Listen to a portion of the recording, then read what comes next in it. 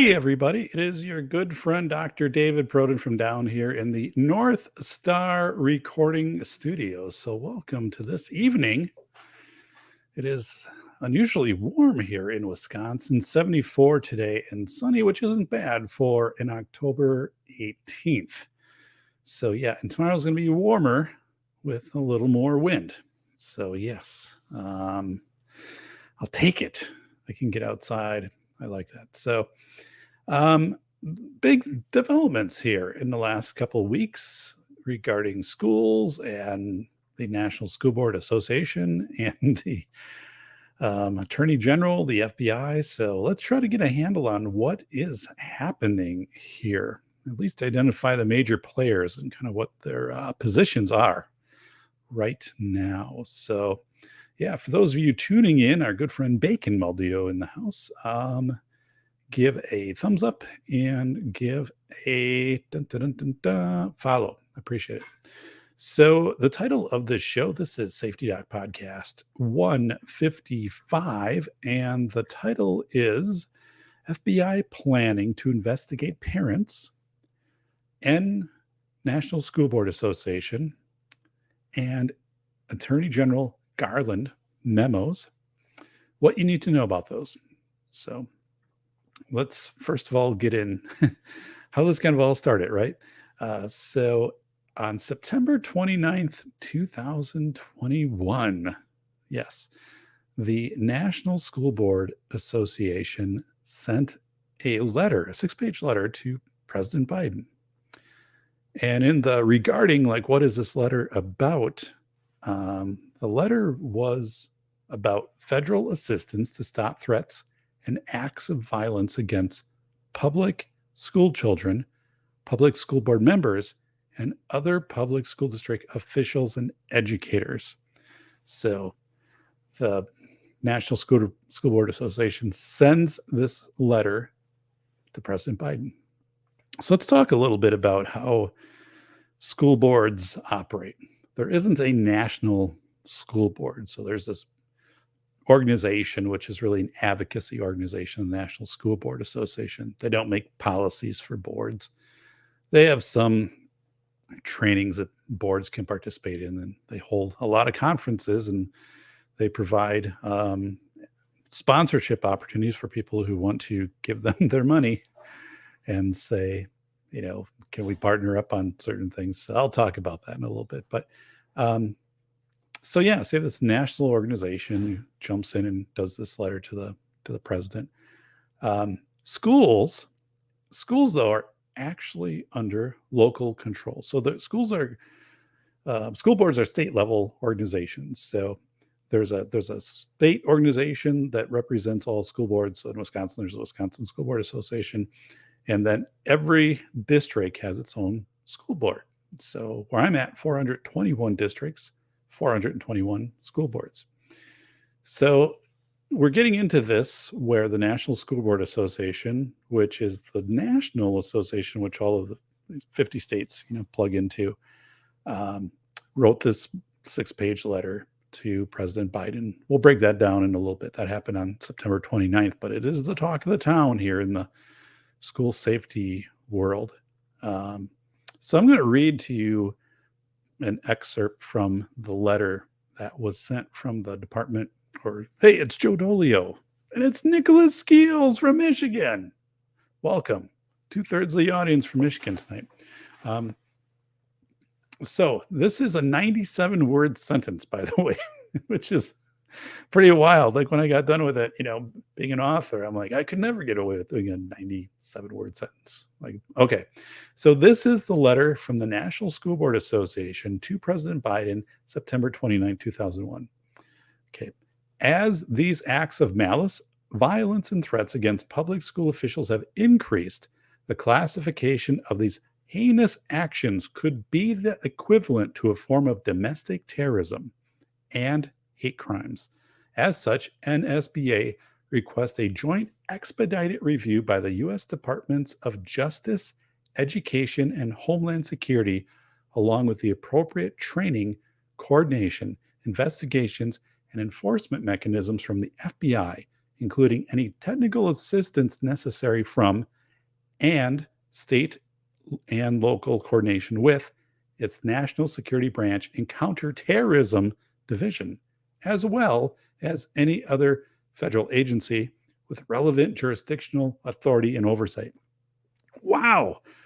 Like, okay, so in that 97-word sentence in this letter from the National School Board Association to President Biden, the statement saying that the action of people, for example, attending school board meetings could be the equivalent to a form of domestic terrorism and hate crimes, then asking for this multi-jurisdictional, intersectional branch of government to bring all of its enforcement mechanisms together to address this. It's crazy to read this.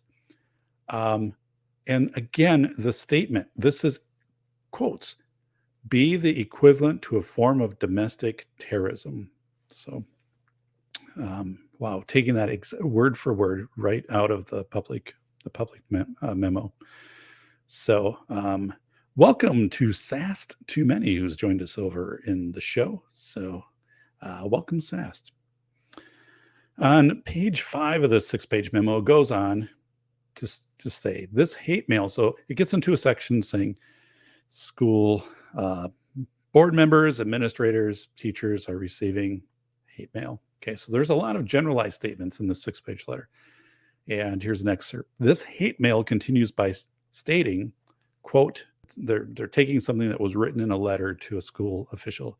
You are forcing them to wear masks for no reason in this world other than control. And for that, you will pay dearly.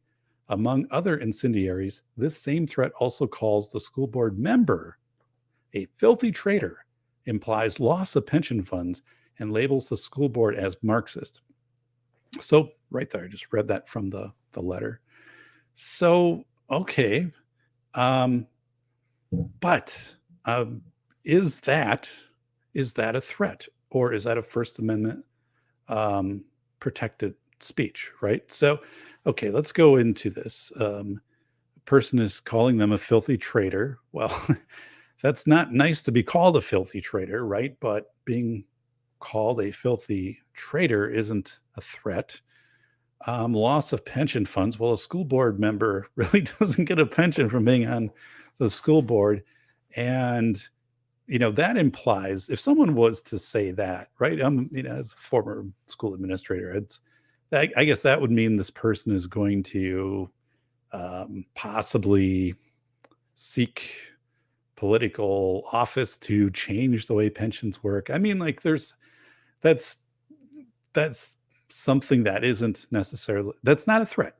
Not necessarily. It's not a threat to say, there could be a loss of pension funds. Maybe this person is going to go out and have a banner and say, we need to stop funding pensions or something like that. That would be their right. So welcome, Juan from San Francisco. The Tenderloin is in the house. Hello, Juan.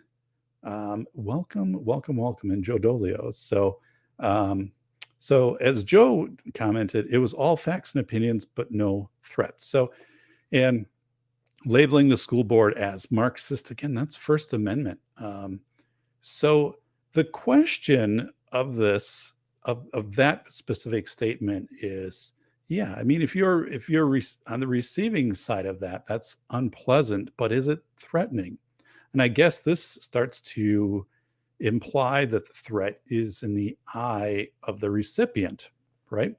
So here's an example. If somebody says to a school board member, during more of a spirited discussion during, not at the start of a school board meeting, when people have their opportunity to address the board for usually between 1 minute to 3 minutes. And, they're calling out somebody and say, I'm going to get you out of that seat. Like your board say, I'm going to get you out of that seat. And that's my goal.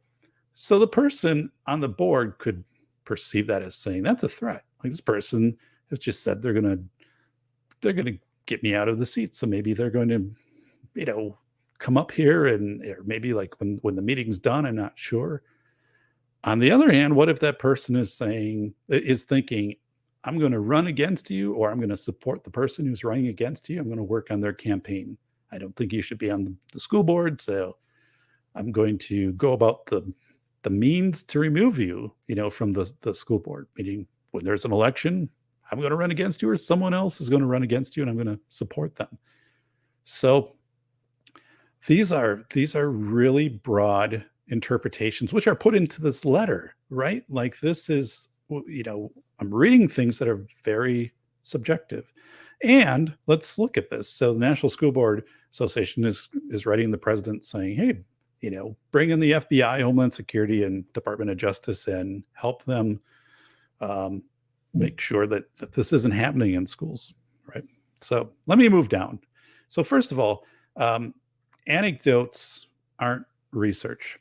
So another thing that happened was the National School Board Association was sending that example and other examples to President Biden. And if you send examples, right, like that is not research.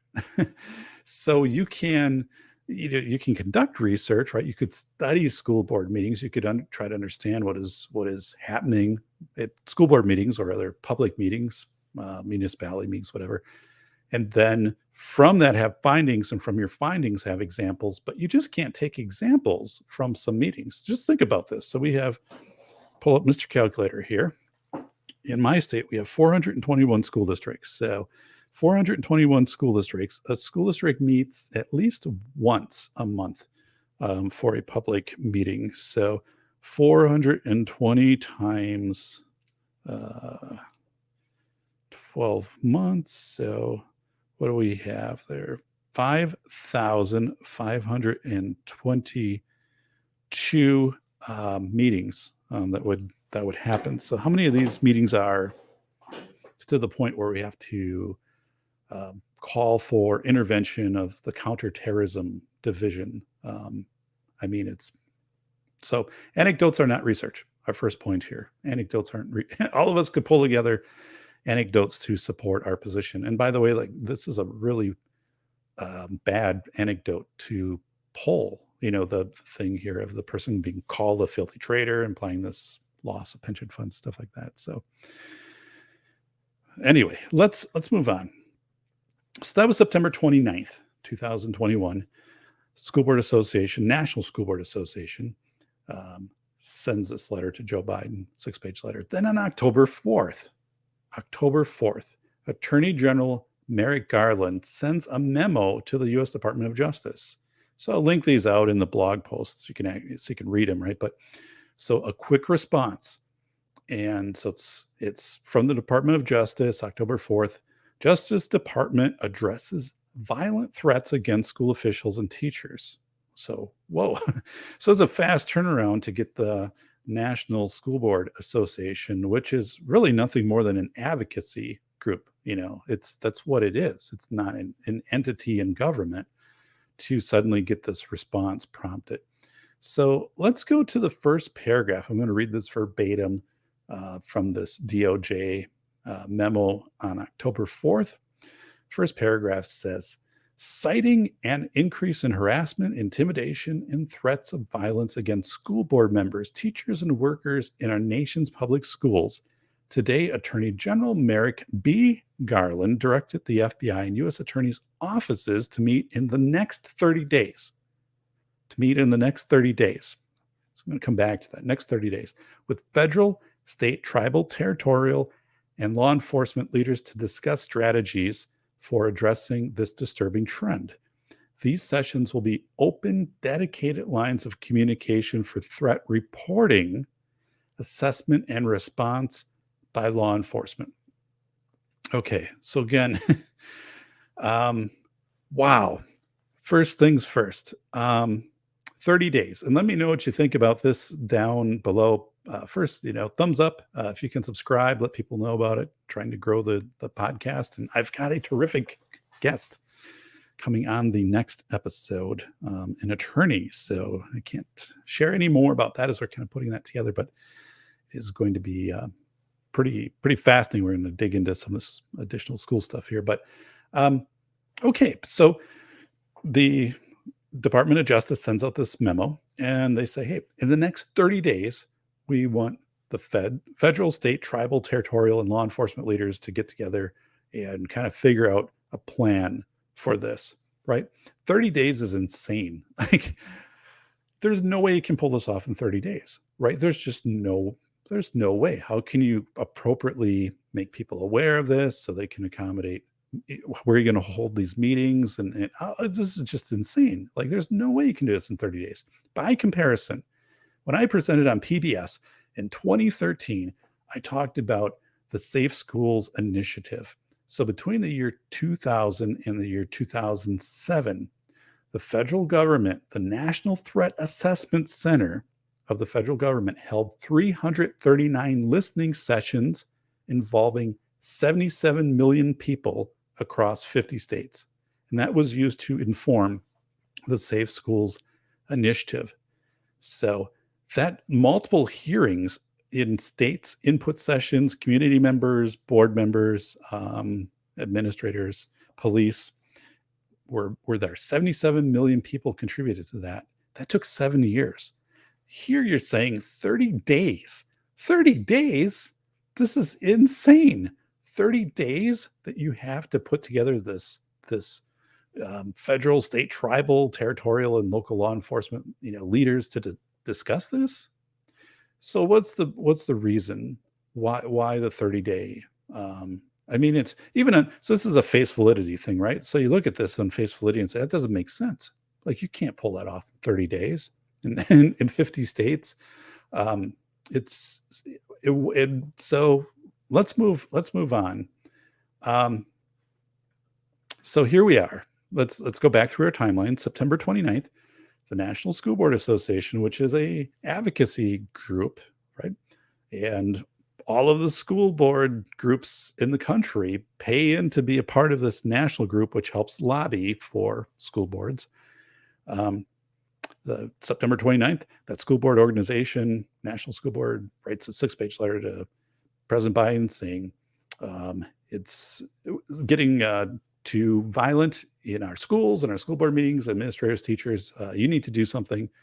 And then on October 4th, the Justice Department, Merrick Garland, sends us this memo out saying that we're going to, in the next 30 days, we're going to get these organizations together and try to figure out how to strategies to address this disturbing trend. Strategies. So pause there. Like, this should be a research. There should be a research component to this, right? Like, if you really want to understand what is happening, for example, with school boards or how boards are interacting with their communities, you would partner up with research organizations or multiple research organizations, universities, and study this. Everything from how the meetings are noticed, how people are becoming aware of the meetings, to the location of the meetings, how board members conduct meetings, how they receive input, how they're giving feedback to people, security that's already present at meetings. Are there expectations that are stated at the start of meetings on here's what you can say during your open comment? So I've been watching board meetings, and one is like, there are a number of board meetings. People are bringing them to my attention and say, hey, Dave, like, they're online now. Like, look at this board meeting that wasn't even run with Robert's Rules of Orders, which is like, first a motion and then, second emotion and something. There's so much turnover on school boards. Like, part of this is the National School Board Association and the state associations need to figure out what's happening with their school boards and make sure that the way that they interact with public comment is appropriate. Once public comment is done, you're not supposed to continue to interact with people in the audience as a board member. And that's where, and I've seen that on video, and that's where it starts to, the meetings start to lose shape. So part of this is you need this robust research component if you're really going to figure out what is happening with meetings and how we interacting with people. So like, that's not happening in 30 days, right? It's just kind of out there. So Juan wrote, you'd be horrified on the safety measures. San Francisco takes literally homeless encampments outside most schools. Whoa. And let's see here. Joe Dolio, this is a self-licking ice cream cone. They will call people terrorists and arrest them for terrorism and acting like terrorists. So here we are. So let's try to figure out the direction that this might be going. So in my work in teaching legal issues courses to aspiring school administrators, I'm asking the question, what does this mean for you right now that this has come out, right? So one is this whole thing, there aren't going to be FBI agents at your board meetings, just because, right? Where are those people going to come from? I mean, that's just not the case. This is forensic. So you have to start thinking forensically as a school board. What does this mean? Does this mean that school boards are going to say, hey, you can come into the school board meeting? That's okay. You have to show ID. We have to know who you are, write down, who you are. And we are going to have cameras, not only on the school board, right? But we're going to have cameras faced at the audience. So is that what we're going to see? I've seen it already at athletic events. Okay. I've seen this at athletic events, where high school athletic events, now you come in and there's a sign that says you're being recorded. And, if you boo or something like that, we have the right to ask you to leave, or we can, call law enforcement and I guess through a disorderly conduct, compel you to leave, right? So if I am presenting to a school board, I certainly, want to make sure that I am recorded so that somebody with me is recording my presentation, because that is probably going to now be a record, right? That the school board meeting, they record it, they have this on record. I want to make sure that whatever I present, I want to make sure that my statement is written and I'm reading from, my written statement. But this is a big change. So how many school boards are going to start recording the audience, just in general? And what does that require for messaging? Do you have to put that you are being recorded, or do you not have to do that, right? So I don't know. I'm going to find out the answers to that locally, what's happening here in the next couple of weeks as I'm instructing classes, specifically asking what's the interpretation in your locations. So yeah, this is pretty wild. I have dyslexic fingers, says Sast. Okay. So here's something else. Okay. So the Justice Department will also create, this is from the Merrick Memo, right? October 4th. The Justice Department will also create specialized training and guidance for local school boards and school administrators. This training will help school board members and other potential victims understand the type of behavior that constitutes threats, how to report threatening conduct to the appropriate law enforcement agencies, and how to capture and preserve evidence of threatening conduct. Okay, how to capture and preserve evidence of threatening conduct to aid in the investigation and prosecution of these crimes. So this again is forensic. The statement, as I'm interpreting it, if I'm a school administrator reading this, I'm on Board of Educating reading this, you're going to receive guidance on how to capture and preserve evidence of threatening conduct, which means surveillance, right? Cameras, because in an investigation, if you, interfere with that, right? So if you're trying to edit something out of a board meeting, so there's a public board meeting and it's live and something gets presented, maybe like foul language or whatever it is that you want to go in and edit out, that would be considered a potential spoilage of evidence, that you're altering evidence. So I think there's going to be guidance that will come out, and it's probably going to be through the FBI, right? Through the Department of Justice, saying, hey, here's how to capture this stuff. Every letter you get, keep it. Here's how to scan it. And then the question comes in, right? I'm thinking more and more along the lines of Um, well, when we had when we had the safer at home orders with COVID, Bellevue, Washington, by the end of March, right? Because I posted a video of this, had a website where you could report, if your neighbors had too many people at their house, too large a gathering, and you could drag over the location of the house. You could drag over pictures of the party or whatever.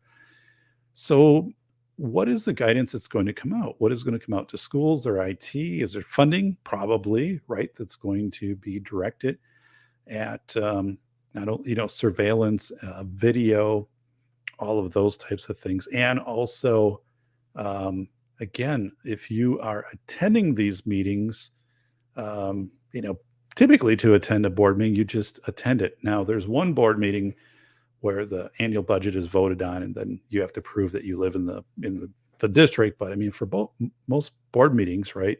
You don't have to identify who you are when you're coming into a board meeting. So this will change. Um, and now, if you say something, right, this can significantly well. How the interpretation is, like, if you say I'm going to get you out of that seat, and that's perceived as a threat, maybe that's investigated. Oh, what did they really mean by that? And it's like, what I really meant by it is, yeah, I'm either campaigning against you, or I'm going to support someone who's campaigning against you. It wasn't that I'm going to come up there and drag you out of that seat. That's not what I said. So this is, it definitely puts positionality into the game, meaning that the school is in charge and holds a lot of levers here. So, um, so Bacon, that he said the Tattletale program was in all places Bellevue. Yeah, where TJ Martinell used to live. I was glad I captured those screenshots and all of that stuff when I did, because people those things came down pretty fast. Uh, so so yeah, I think this is going to something similar is going to happen with school boards and schools. Right, there's going to be tips for threat reporting, but threat reporting isn't going to be what we traditionally think of threat reporting, like what came out of the Safe Schools Initiative, which you know had every state involved in meetings over years. It's going to be threat reporting of saying, is a parent making threatening statements toward a school, or toward a board of education, any letters to the editor that are printed. Anything now becomes evidence, right? Everything is there for discovery. Any statement you say, no matter what it is, becomes a record. Your behavior, right? Your body posture, your tone of voice, all of this contributes to a record now. You'll say, Dave, like, not everybody records their, school board meetings. That's true, but I think more will. And there's another reason for that. I think recording school board meetings helps boards identify that they had discussions about activities and things like that. Usually they're written in board minutes, but I would think there'll be a recommendation. Hey, I mean, what is the cost of a camera, right? I mean, and then you'd have to save that file. So again, the Justice Department is going to give this training on how to report to law enforcement agencies, which schools know how to do that anyway, right? If there is a board meeting or there is some threatening behavior, they know to contact 911 or to get a hold of their local police department. And this isn't as prevalent as what this is made out to be. Yes, it's a problem, just like we saw the football game over the weekend in the NFL where they were throwing all this, or is it college football, or throwing stuff on the field and things like that.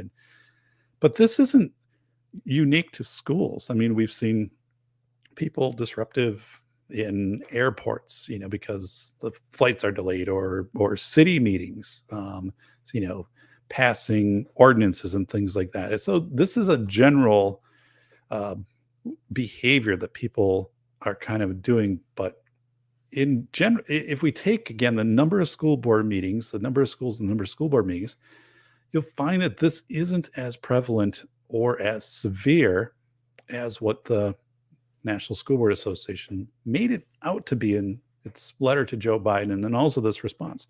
So get this, states are responding. States are dumping their association with the National School Board Association. So as of the time that I put this together today, 18 states, their school board associations got out of the NSBA, the national organization. So they might have been part of that organization for 60 years. And now they're like, we're out. Like, you sent this letter to the president and you didn't get input from us. We're not on board with making parents think that the FBI is going to be present at board meetings, and kind of like, where'd you come off on this? So here are the states who have said we're out. Like, we are not standing with the National School Board Association. Alabama, Arkansas, Delaware, Florida, Georgia, Idaho, Kentucky, Louisiana, Mississippi, Missouri, Montana, New Hampshire, North Carolina, Pennsylvania, Jim Mallard in the audience, Pennsylvania,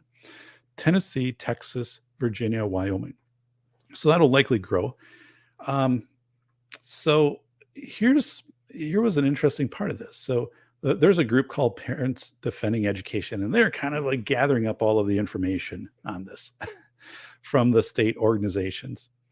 And what they did is so it's pretty cool. I'll link it out, the website, Parents Defending Education, and they're compiling as it comes in the responses from the state school board associations. And so here's what they did. So they sent letters to the state school board organizations and they asked them 3 questions. And here are the 3 questions. As the state association, you're okay. So the letter to the September 29th letter to President Biden requested federal intervention in local school board issues, which likened civic participation to domestic terrorism and hate crimes, in quotes, because yes, that was in the letter, and cited the Patriot Act. Parents Defending Education would like to know whether your organization was involved in the creation of this letter and whether you agree with its substance and tone.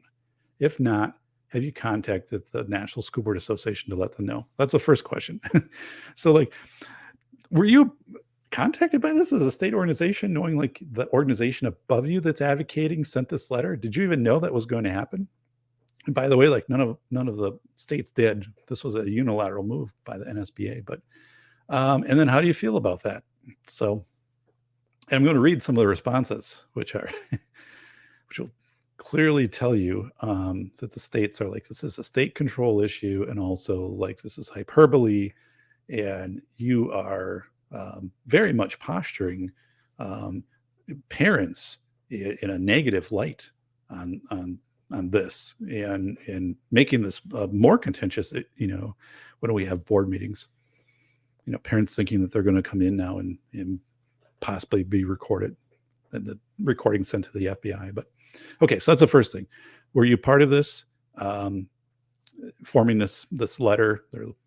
And the second question was, can you please tell us how, going forward, your organization, so this is to the state, how your state organization defines intimidation, harassment, and threat? Okay. And 3, finally, do you plan to report individuals in your state to the U.S. Department of Justice, or do you believe that concerns can be adequately managed by local and state law enforcement? So the number 2 part is, can you please tell us going forward how your state organization defines intimidation, harassment, and threat? So that's different across states. There is not a single definition for all 50 states for intimidation in a school setting, harassment, threat. I think I wrote about this in School of Errors, where my book School of Errors. When schools report out threats and violence, some places like North Carolina, it was like 103 categories. In other states, it's like 15. Like one is, it was a fray, like a fight between 2 people and stuff like this, or a conflict over gambling issues. I mean, so what is this? What is intimidation? What is harassment? What is threat? How do you identify those where if I'm saying it and you're saying it, we're pretty close on that interpretation. So we have inter-rater reliability. So how do you do that? And then again, the last thing is just asking the states, hey, like now that this has happened, this letter and this memo, are you going to start reporting things to the DOJ, or do you think you're going to try to and be able to address these at a local level? So, so let's go down to Arkansas. But before we do that, let me visit the chat. So the Mallard report wrote, schools don't handle things well with students, let alone adults. So yeah, and the Board of Education isn't meant to it isn't meant to manage threats to a district, right? That's really the role of either the superintendent, local law enforcement. The boards of education don't do that. They don't investigate. It's a policy. They are a policy organization. Your board. So, and let's go down to SAST was writing, the police will just about do anything they're told to do. Now, SAST, a variable in this too is some of the schools don't have police liaison officers anymore. Like in the last year, they voted to disconnect from their local law enforcement. So this also has a variable in it where you're kind of, I mean, not kind of, right? These statements are suggesting that law enforcement at least should be present during board meetings or other meetings during the school. Not only law enforcement, like agents, FBI agents. I mean, what is it really saying here? Because in the last years, schools have disconnected to an extent with like school resource officers and things like that. So Juan wrote, I'm willing to go to jail. Well, Juan, don't go to jail. I'm willing to go to jail. I have video evidence of the staff walking around maskless. It's hypocrisy. Yeah. So again, at a time when we're trying to figure out consistency with masking and it's tense and it's toggled on and off, right? Yeah, I wrote about it in my book, Philosophy of Information. In May, it was kind of declared that COVID was done, right? What was it? May 13th, the CDC saying, hey, like if you've been vaccinated, you don't need a mask anymore. And all of the changes since then. So these school boards are okay. The CDC changes position, the World Health Organization changes position, National Institute of Health, their local counties change position. So they're like, what should we do? Like, here's where the National School Board Association should be jumping in. Like, they should be leading the way on here's how to inform yourself, for example, on making decisions on how to mitigate a virus in your school setting, which isn't just mask, but it's like, how do you identify high touch surfaces? And help National School Board Association help with your school boards of giving them talking points on this and sample videos, like during a board meeting, how to present this to people. And they're not doing that. No, this is where they're going, and really it's beckoning somebody else to come in and to do this heavy-handed work, which I don't believe the districts, these states want. So here's what Arkansas said. So Arkansas, their response to these three questions: one, were you involved in creating this memo? Two, how do you define intimidation and things like that? And three, like, how are you going to handle this? Are you going to call the feds? Arkansas said, one, the Arkansas School Board Association was not consulted by the NSBA prior to the letter being sent, and we disagree with much of the substance of the letter. School board meetings should be a place of communication, discourse, and productive decision-making for the betterment of students. Board meetings should be locally governed and unhindered by outside intervention until at such time the district requests assistance. Whoa, Arkansas. So Arkansas is like, no way, like, get out of here. This is, we weren't consulted on this. The second part, Arkansas says, our districts define terms such as intimidation, harassment, and threat within a context of their own particular situations. Right. So that is laminated to context and time, right? So if you're watching a video snippet of something, and you don't have the broader context of it, and maybe it is a very spirited discussion, um, but maybe it again, in that broader context, you look at that and say, this isn't intimidation, harassment, or a threat. And, certainly if someone stands up and throws a chair at a board member, that that should not be tolerated. But, we're kind of talking about statements, how statements are interpreted, right? So it's the third thing from Arkansas, saying, are you going to call the DOJ? Are you going to handle this locally? Arkansas School Board Association is member oriented and only provides assistance at the request of local districts. So state organization is saying, if local districts in Arkansas contact us, we'll help them out, but only if they contact us. It is the decision of the local school district whether or not to seek law enforcement assistance at the level they so choose. So they're basically saying, hey, if the local district feels that something warrants involvement of the FBI, they can seek that, but they can also seek to contact, local law enforcement. Again, let's say a scenario where somebody stands up and destroys property or kicks down a podium or something like that. So, let's go to Delaware. What was that? Wayne's World? Delaware. All right. Let's go to Woke Chewy. Woke Chewy, welcome. Thank you for being in the house. And I'm going to go up sass too many, they will arrest just for breach of peace. So, this is all very open right now. And Andrew wrote, remember the old video of a wrestling match where the whole audience threw their chairs onto the stage and buried the wrestlers? I don't.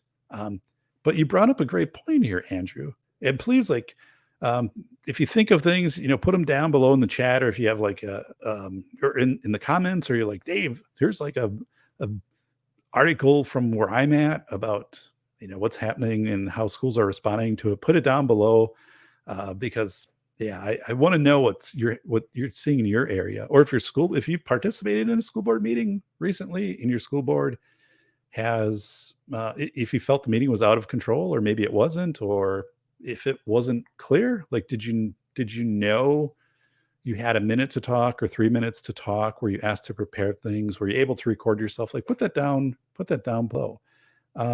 So yeah, throwing those chairs up and burying the wrestlers.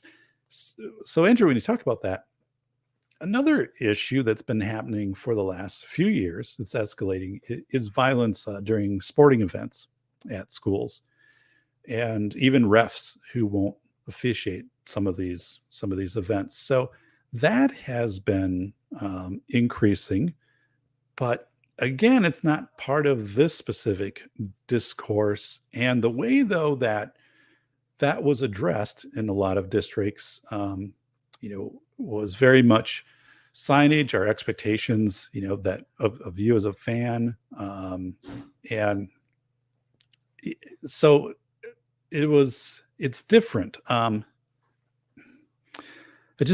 don't quite get how all of this is moving so fast, but yeah. So Andrew, yeah, you brought that up, and some of the school stuff where they've had to boot people out of games or take a break in some games. I mean, can get pretty heated. But again, I mean, this isn't happening a lot. And you can say, yes, well, there was a game where somebody had a gun at a game, which is horrible, and that needs to be addressed. But I mean, again, if we extrapolate it, overall gun violence and what is happening across all settings, what are efforts, to address that? Schools are doing.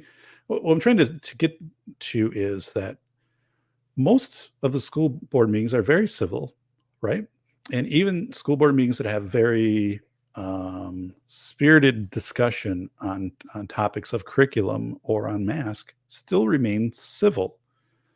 And that the interaction remains positive. People aren't afraid to come to a board meeting and things like that. So this would give the impression that this is, a preponderance of board meetings, and it simply isn't. Does it warrant a study? Does it warrant some analysis and education, and just even that questioning of down to the board levels of, hey, are you experiencing this at board meetings? Then what can we do to either change how the meeting is conducted, or to have a better expectations, right? And let people know if you come to a board meeting and you knock over a podium or you're swearing or something, that that can be disorderly conduct. But again, I mean, that's just not the behavior I'm typically seeing. So Delaware said in their statement to this, again, this organization, I'll put it right here, the Parents Defending Education, which is asking all 50 states, what do you think about this? So the Delaware School Board Association has seen school board meeting protests, some of which have become quite impassioned. However, we have received no reports of violence or threats of violence towards school staff or school board members. The Delaware School Board Association does not condone violence or threats of violence towards students, staff, or board members. After consultation with the governor's office, the Public Health Department, and the Delaware Department of Education, the Delaware School Board Association, representing all of the school districts in Delaware, developed and issued guidance to school board presidents regarding how to best handle board meeting protest, which included the ultimate use of local law enforcement if absolutely necessary. This guidance was issued prior to the NSBA September 29th letter. The NSBA letter to President Biden was unnecessary and, quite frankly, not helpful. That's from the Delaware School Board Association. So, where in the world, the NSBA, National School Board Association, writing this letter to President Biden, they call Delaware would be like, hey, we already addressed this. And here's our template right here. You don't need to do this. We will share this with the other states. Was maybe what we should do, right? We should use you as a clearinghouse on best practices with this, and pull out, maybe our state can be a model in this. But, Delaware, their last sentence, the NSBA letter to President Biden was unnecessary, quite frankly, not helpful. Yeah, correct. So again, this is where a national organization has it's not dialed into what its state members are doing. And the state members, in some cases, probably aren't that dialed into what their local districts are doing, but at least they're closer. So what's happening again is you have 18 of these states that have pulled out their membership from the federal organization, National School Board, saying, no, we're not a part of this anymore. You didn't consult us. We don't agree with this. And no, we do not want the Department of Justice issuing guidance. We don't want parents to be afraid that they're going to be reported as domestic terrorists for speaking out at board meetings. We don't want that. So let me go over to the chat. Wook Chui, what's up, Doc? So yeah, it's hot. I wouldn't say it's hot here, but it's 74 and it's October 18th. So I guess it's almost 20 degrees above typical. So, and the grass is still green and the leaves haven't changed colors yet. So interesting. Bacon, throwing a chair is a surefire way to start a riot, according to the historic animated document of the Boondocks. So Andrew, forgot about that. So yeah. So again, a few things here is the doc. Hey, School Leaders Rethinking School Safety in America. It is the most honest book about school safety, and just a lot of really good stories in here. So that one is available. The new one, The Velocity of Information Rethinking School Safety in America, is going to come out in February. So I'll be doing specials on that. Excited. That's not a school safety book. It is an analysis of how people handle chaos, whether it's short-term chaos or chaos that lasts years. So that's going to be an awesome. It is an awesome book, but I'll be doing shows explicit to that, not explicit shows, but centered on that. So okay, so again, let me know how you're feeling about this, and post below. Subscribe if you haven't. Please do that. So a few of the big problems that I see. So again, let me put my perspective on this. I am someone who was an administrator. I am someone who attended hundreds of school board meetings, um, mostly on the side of administration, but also audience members and being an audience member. And here, and as someone who instructs legal issues courses for aspiring school leaders. So here's what kind of jumps off the plate for me when I'm trying to figure this out. One is so the letter from the National School Board Association to President Biden, along with this Garland memo to the Department of Justice. So the question is first, what's the priority of the FBI? Is this something that we need to be bringing the FBI, and we need to be citing the Patriot Act and all of the different agencies that go into that into schools? I mean, we already have organizations, National Threat Assessment Center, which would have could have been brought into this, which already exists, and look at how board meetings are being conducted, how people are presenting themselves at board meetings, letters that are coming to school. So letters. World War II, Franklin Delano Roosevelt. So FDR's fireside chats. So remember this, FDR's fireside chats. FDR would do, it's kind of like a short podcast, right? So he started the tradition of 20, 30-minute radio chat, my friends and Americans, and he talk about some policy stuff, but it was he would always include, write me a letter, it was back in the 40s, right? Write me a letter, tell me what you're seeing, tell me about your struggles, your successes. And he got oh God, I have to go. I wrote about something like 8,000 letters a day were coming in. And that's a time, right, when things aren't going well in the country, and president, it was a really tough time to be a leader. And he's telling people, hey, send me letters, tell me what's going on.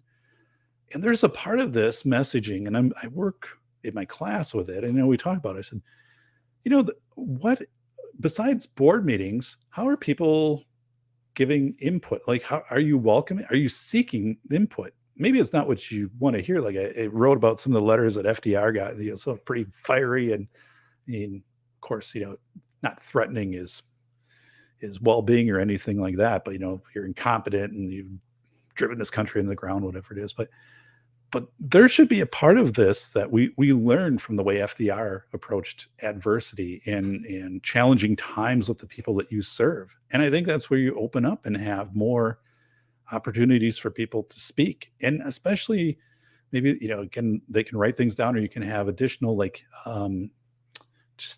informative meetings, not necessarily board meetings, where people aren't limited to their 60 seconds, then their mic cuts out and they're told to step away from the podium. I mean, that is so if you have people that want to give input, which people do, that's a good thing, right? I think if we get to a point where people don't want to give input, which is the point when someone's like, I talk about this, but I'm being recorded on the 2 cameras up there, and there's a sign up above that says, anything that I say or any of my actions, the board has the right to submit those to the Department of Justice or to the FBI for forensic scrutiny if I acted, all of these things to go down and be like, whoa, okay, I'm not going to say anything. Right. So the fact that we have a lot of people who want to give input at these meetings and to the schools and municipalities and things like that is a good thing. And we should frame that differently. We should look back to the kind of the FDR approach. And, but people don't do that, right? I think they're afraid of the input. And And I I don't know. So let's go over to the chat. So Bacon said, "Hey, Wisconsin." So CRS, my good friend Matt Hoover, CRS Firearms. I guess we're in for a cold winter. So yeah, I've got to burn my existing wood pile down. Like I got to get rid of it before the new stuff comes in. Because last year it warmed up and I wasn't able to burn everything out, which was a mistake on on my part. I should have just kept burning everything until it was gone.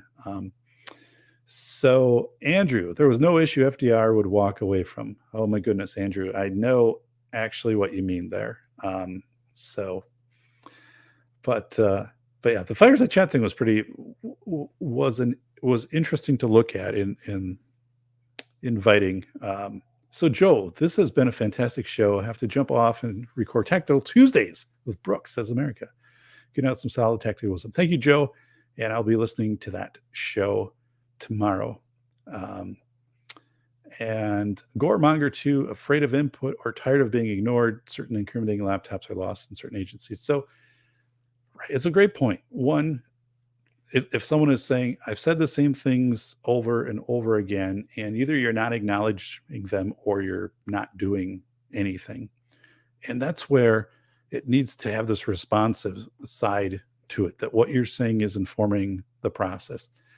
I had some community meetings when I was an administrator. It was for food allergy policy in school.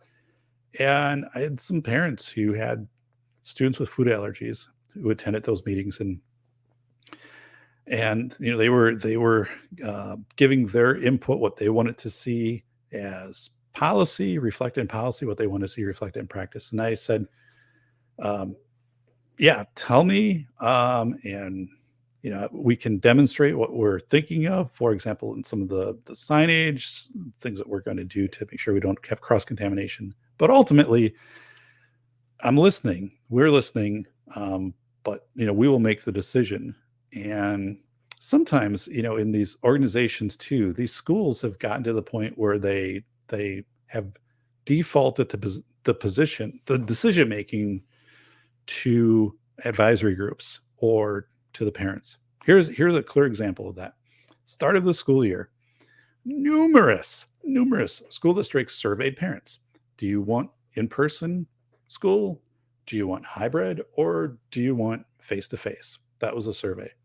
And whatever came back as the most prevalent was what the school district did. So that's advisory, right? When you're asking that survey, that's advisory. Like, you're supposed to make those decisions based upon the medical information that you have, you know, the virus load information provided to you by the county, that dynamic information, what you're able to mitigate in your buildings. And, you know, so just saying to parent, because then what's happening, right, is the school board looks at that and they say, okay, 80% of the parents want their kids back in person.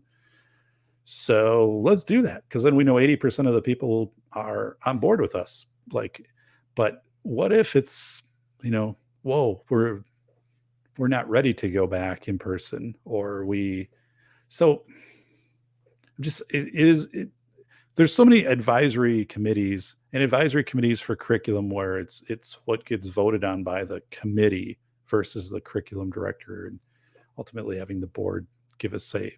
So here's why a superintendent does that. A superintendent will do that, especially if they're new, because they believe they're building this big community, and they're giving a stake in what's happening in the district. And then actually, if a decision goes south, if something falls apart, the superintendent can say, well, that's what the committee voted. So then who's responsible, right? You can't delegate responsibility. Well, you just did, or your board of education just delegated across the 10 people who were in the committee. So it just loses its power. So some of that's happening too, is, you know, some of these processes that are happening in schools just aren't as tight as they should be. And now that's not an excuse for people's behavior and things like that, but there's room for change and growth on both sides here.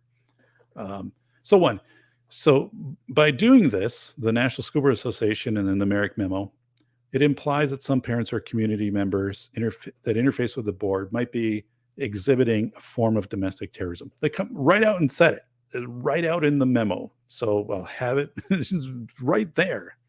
And another thing is this discourages parents and concerned citizens from engaging in lively, respectful civic discourse. So what if you are now, participating in a march around the school, right? You are protesting the school, let's say, because the school got rid of its mask mandate. So now you show up with a sign saying,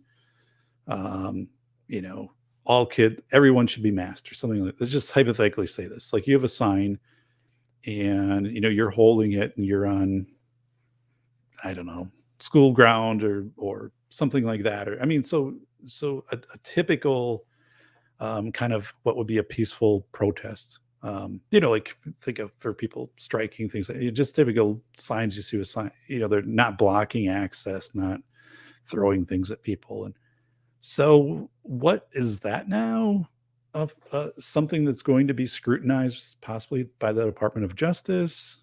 What does it mean too? Like this is something I've been digging into. Let me go over here. So Andrew wrote, my 11-year-old nephew would play on an iPad while pretending to be watching online schools. So I think that happened a lot.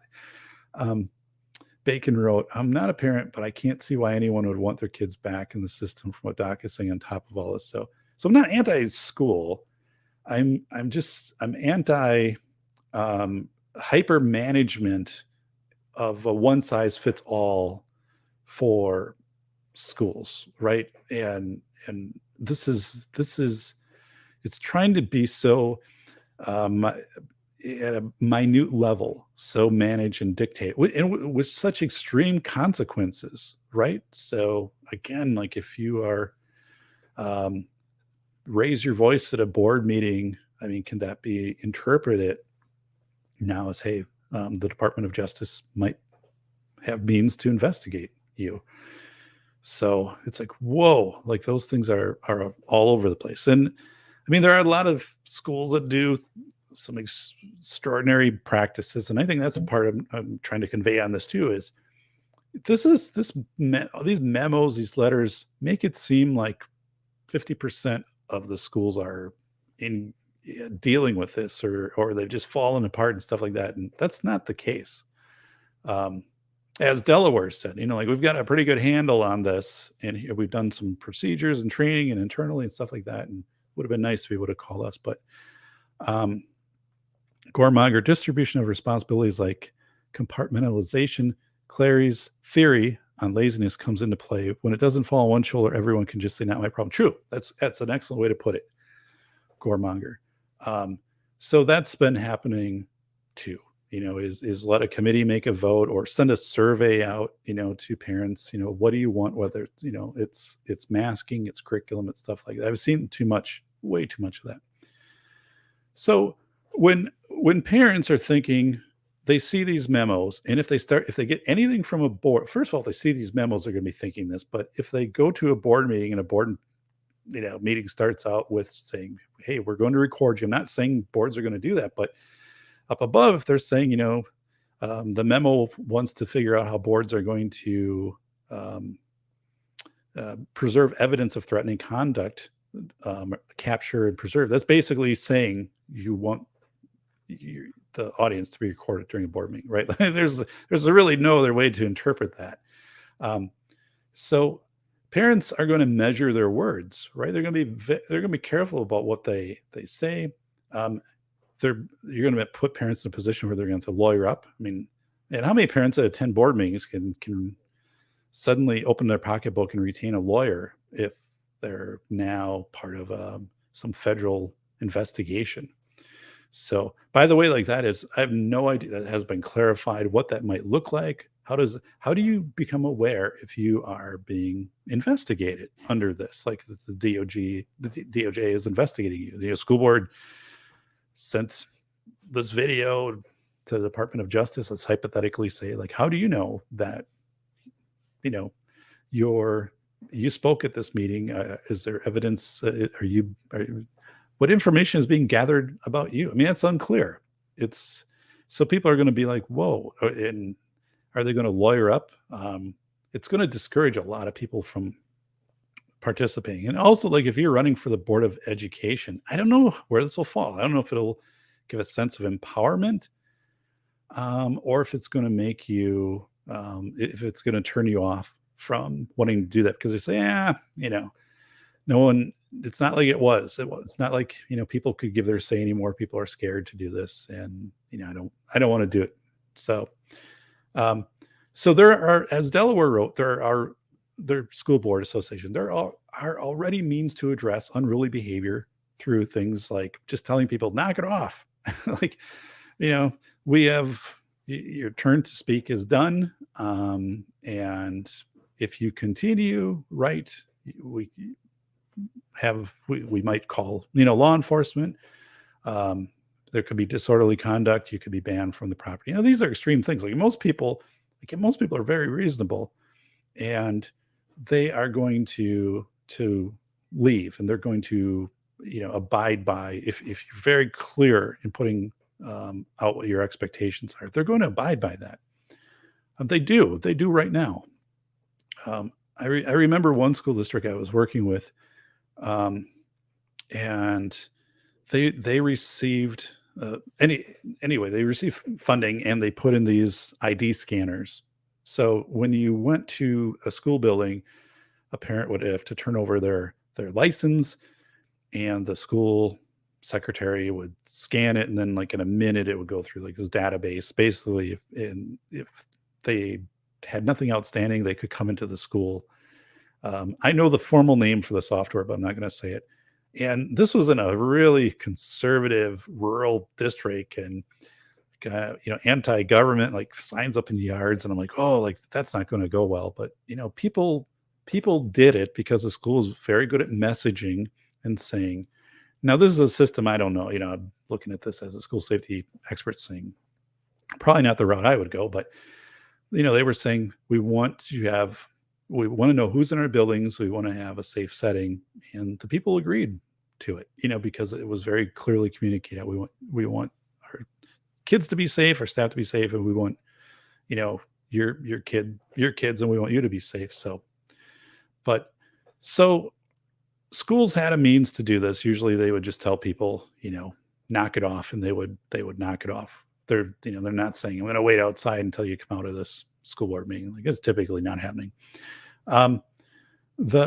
There's also this new burden on school districts now to preserve evidence.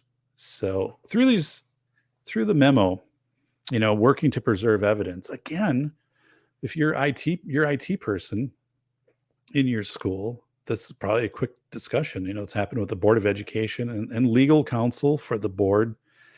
I'll get tuned in more on this when I have a couple upcoming classes. If your Board of Education meets with your attorney, your legal counsel representing your school, in case you get sued, some issue, and say, hey, should we, based upon this memo coming out from Merrick, do you think we should record the audience? People sign in and record, or have multiple cameras going, and then everything gets saved, right? And should we do that? I mean, I would think most attorneys would say, yeah, like you want to have that evidence, right? And we're not in this prohibitive era of 40 years ago where to try to get a camera in and stuff, would be a big production. I mean, right? Like this will be a snap for districts to put in. So, a camcorder, right? I mean, a couple camcorders and upload it. So again, a number of districts already do video record at board meetings. But will you see this now at other meetings? Will you see this at sporting events? And I've seen it at some where I walk in and it says you are being recorded. And anything that you say and whatever can be used. I don't know the exact wording of it.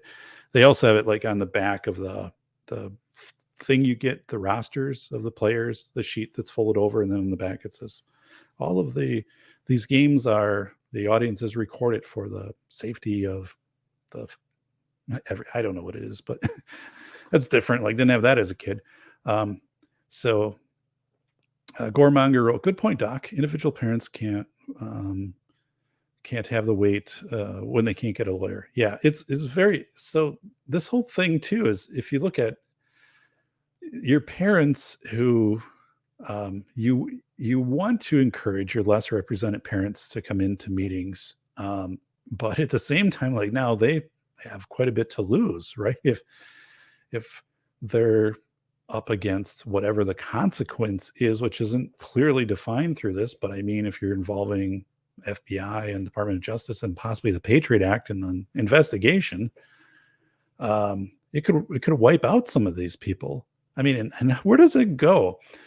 Where does that information go? So if someone has been at a board meeting and they've gotten to almost like a shouting match, let's say, but never to a point where they left their seat or got physical or were making threats or swearing, then could it be that there's an investigation open? And if there is an investigation open, and does that person's employer somehow find out about it? There's some record that's created on that? What's the consequence? It's, we're not talking about a municipality misdemeanor for bullying at this point.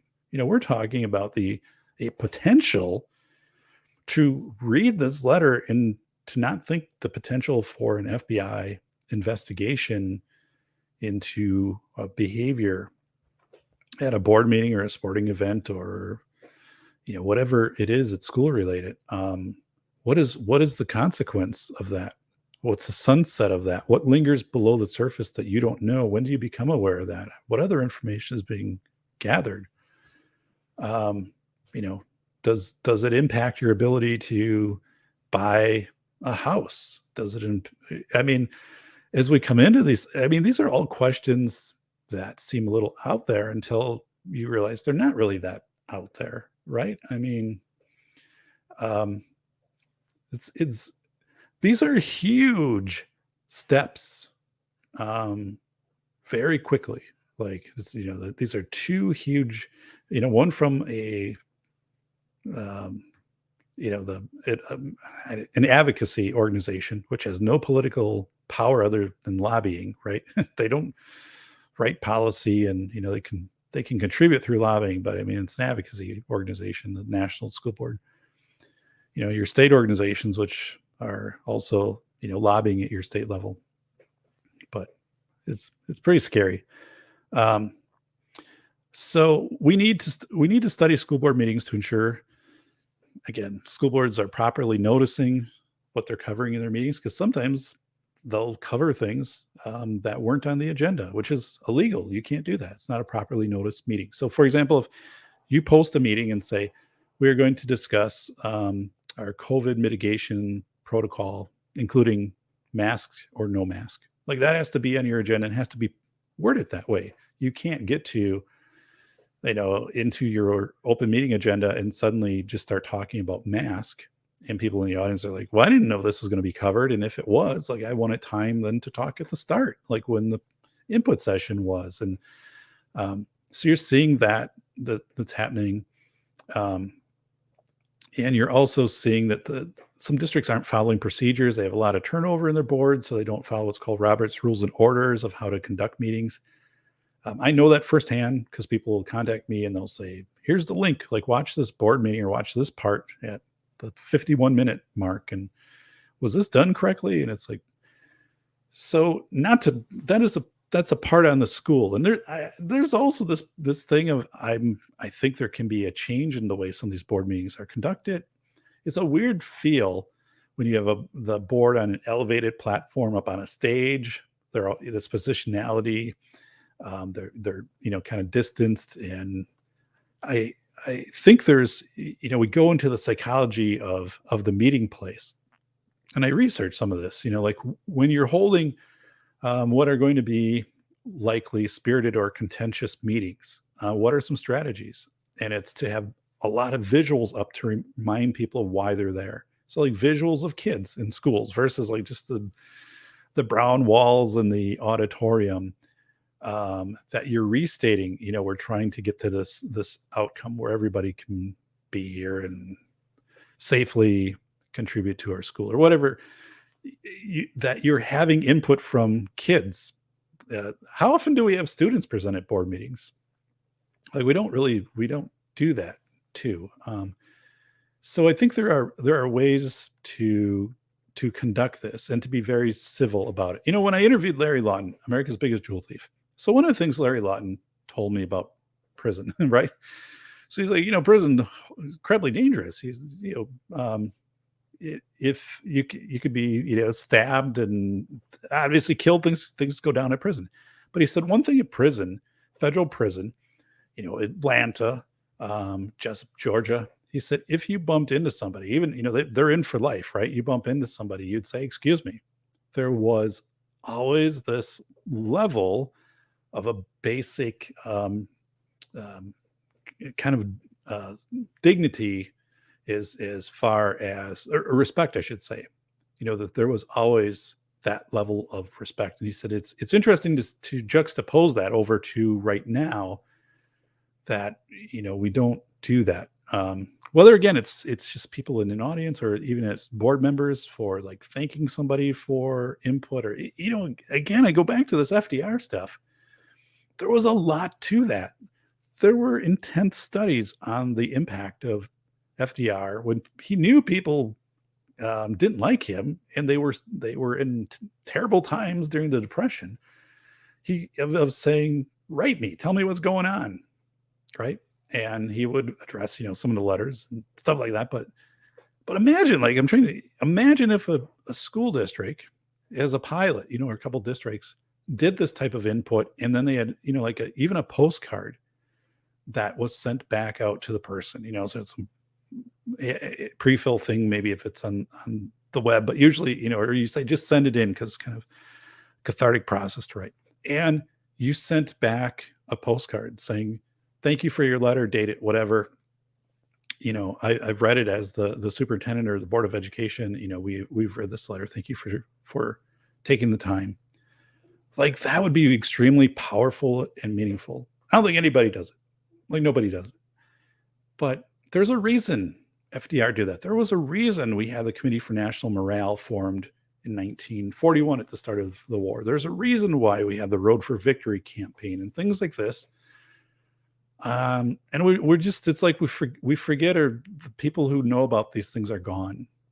So like part of this, when I was talking about the COVID a week ago, and I said, to have a board meeting about COVID and mask and things like that, and to bring in the doctors and have the doctors tell you, why you should mask I thought was completely the wrong approach. Like if you want to educate people about the environment, it's bringing in environmental specialists of saying, if we're going to test, we could test for a virus on a hard surface or in the air, and here's how we would mitigate it. Like those are the people I'd want to know what they could do and how they could test.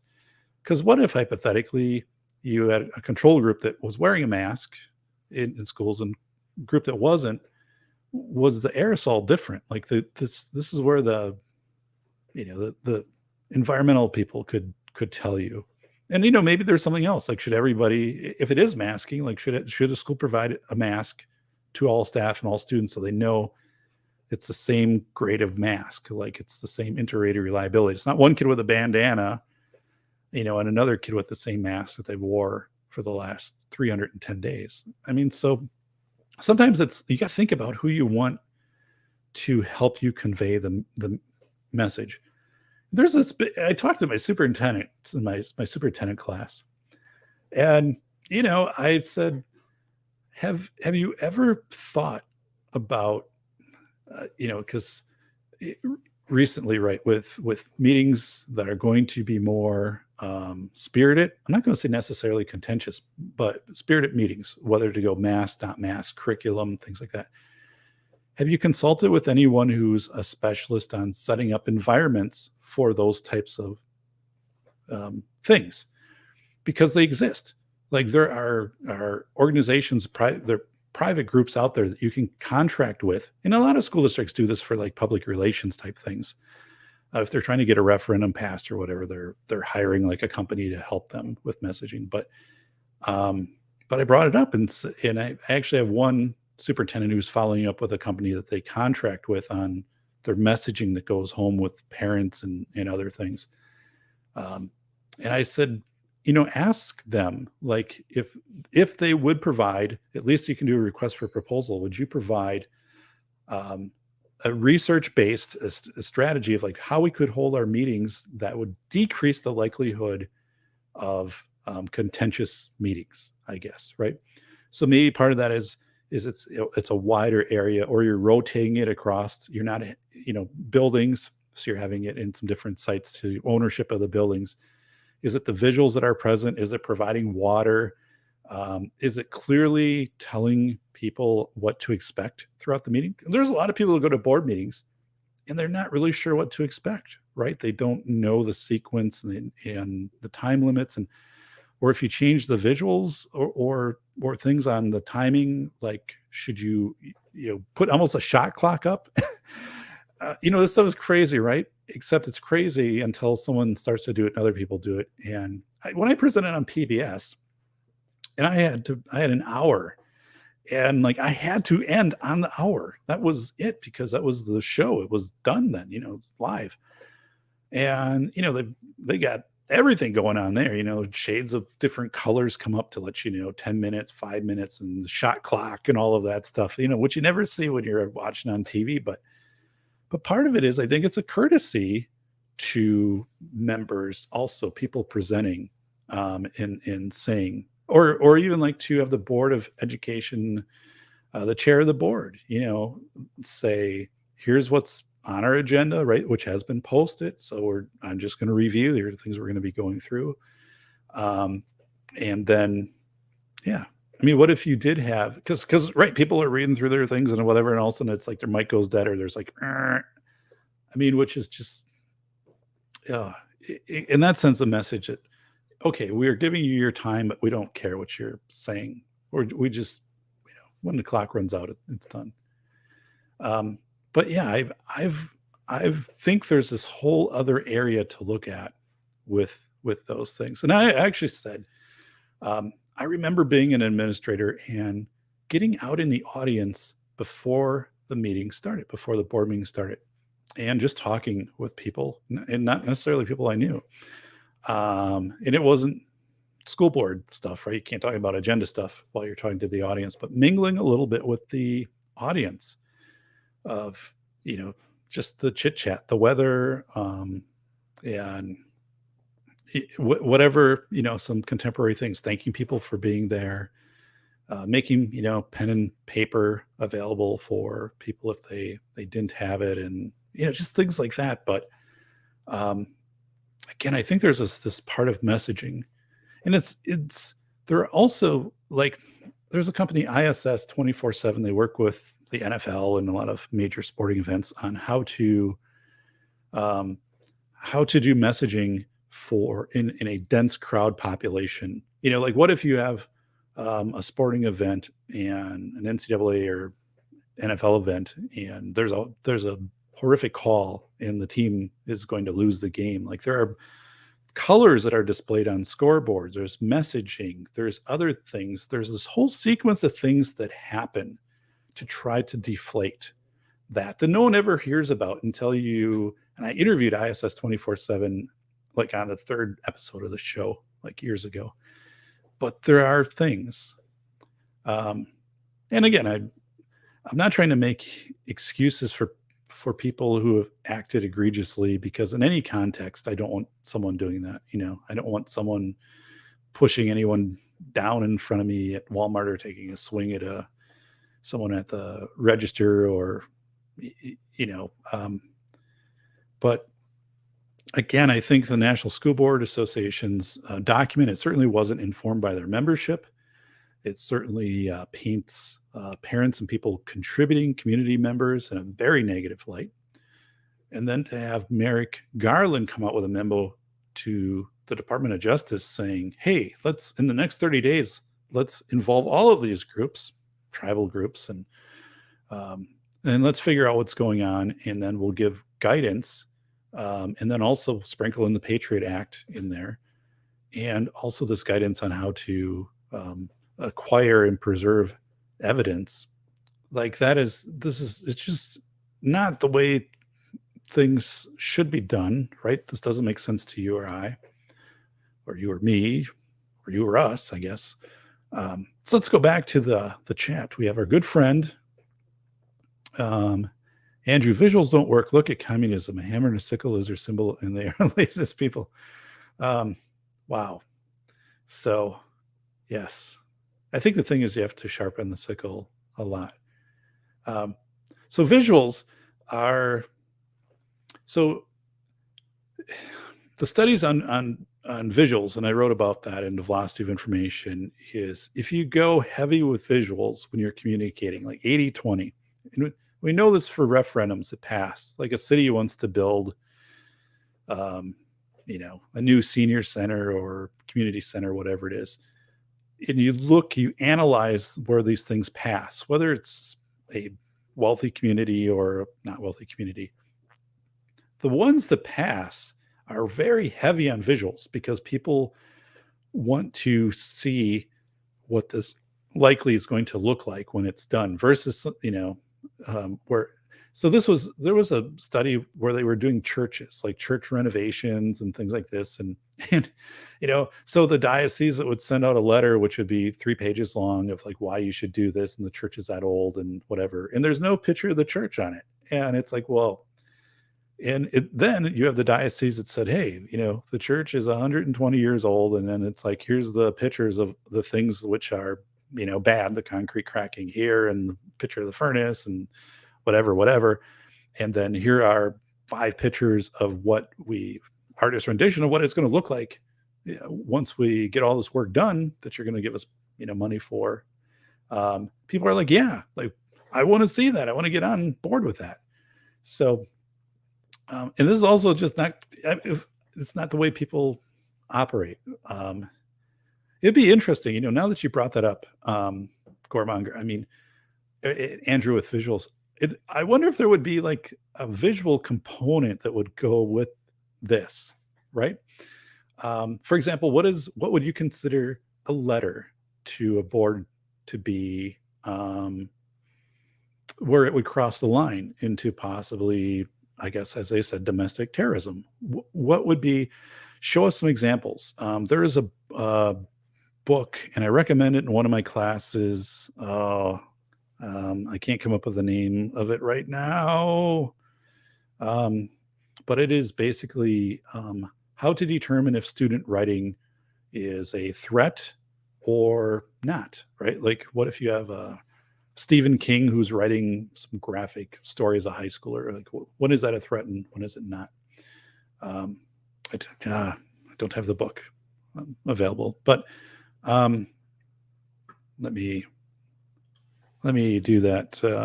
Threat writing. It's feel bad because I don't know this. All right. Well, I guess it's in one of my syllabus, or syllabi. So are you going to have examples? Are you going to have, so you can make some determination of, okay, this is what Garland had in mind, or the Department of Justice. Like, can we see some of these? Are you going to be able to see video clips, right, for training for a school board of, okay, like, people pretending? And, I went through a lot of that in police. When I was doing the interventions with the police coming into schools for safety events, if a student had made a threatening comment or if there was a weapon or something like that, but the different, like, threatening comments, like working with the police, like, how do we, giving examples to people. So this whole thing of, like, trying to get some reliability is going to be pretty interesting. Also, so I'll go back to the National School Board Association, and I don't want to let them off the hook quite yet. So the National School Board Association Again, it is the national group that then all of the states, their school board associations, pay to be a part of this group. And then all of the districts typically pay to be part of the state group. So the NSBA.org, National School Board Association. So if you go there to home about, they also have corporate and nonprofit sponsorship. So never forget that these organizations, this organization included right off of their webpage, has this heading, corporate and nonprofit sponsorship. Working with the NSBA offers access to over 90,000 school board members and 13,000 school districts around the country with a combined buying power of more than $400 billion. That's their leadoff sentence. What does it convey? It conveys to you, hey, if you have the right amount of money, right, and the right service or product, we can. Again, NSB offers you access to over 90,000 school board members and 13,000 school districts around the country. Those districts have a combined buying power of more than $400 billion of your product. Could be part of that. Hint, hint. Like that doesn't sit well with me. That it doesn't. It is. What's the vetting process on this? When I go to conferences or I would look at conferences, the first thing I do is I page to the back and I'm like, who are the sponsors? Who are the vendors? Because they're paying for the conference. It's not you. It's not you with your the $300 to attend or something like that. It's the vendors. I ran conferences, big conferences. I know what the vendors would pay to have a table at a conference, or if you gave them a breakout session to talk about their product. So I understand how this works. That's a very disturbing first sentence, and the way that it's worded. The NSB offers access to over 90,000 school board members with a buying power, right, of $400 billion. So as we look at this, like who are those? Who are those people? I mean, it wouldn't be hard, right, to bring up the annual conference here and check who the vendors are. I'm kind of going through that right now. So I have to click through this a little bit. Hey, there's submission guidelines. Do you think they'd let me present? It's in San Diego. I'm guessing they wouldn't. So unless we want to, if you can make it happen, I will go out there and I will gladly present. But I just have a sense this isn't going to happen for me. So let's go over. Hey, John Steele from Washington State. Bob Uecker did a good job at diffusing bad calls in Major League. Just a bit outside. Ricky Vaughn, The Wild Thing. Yeah.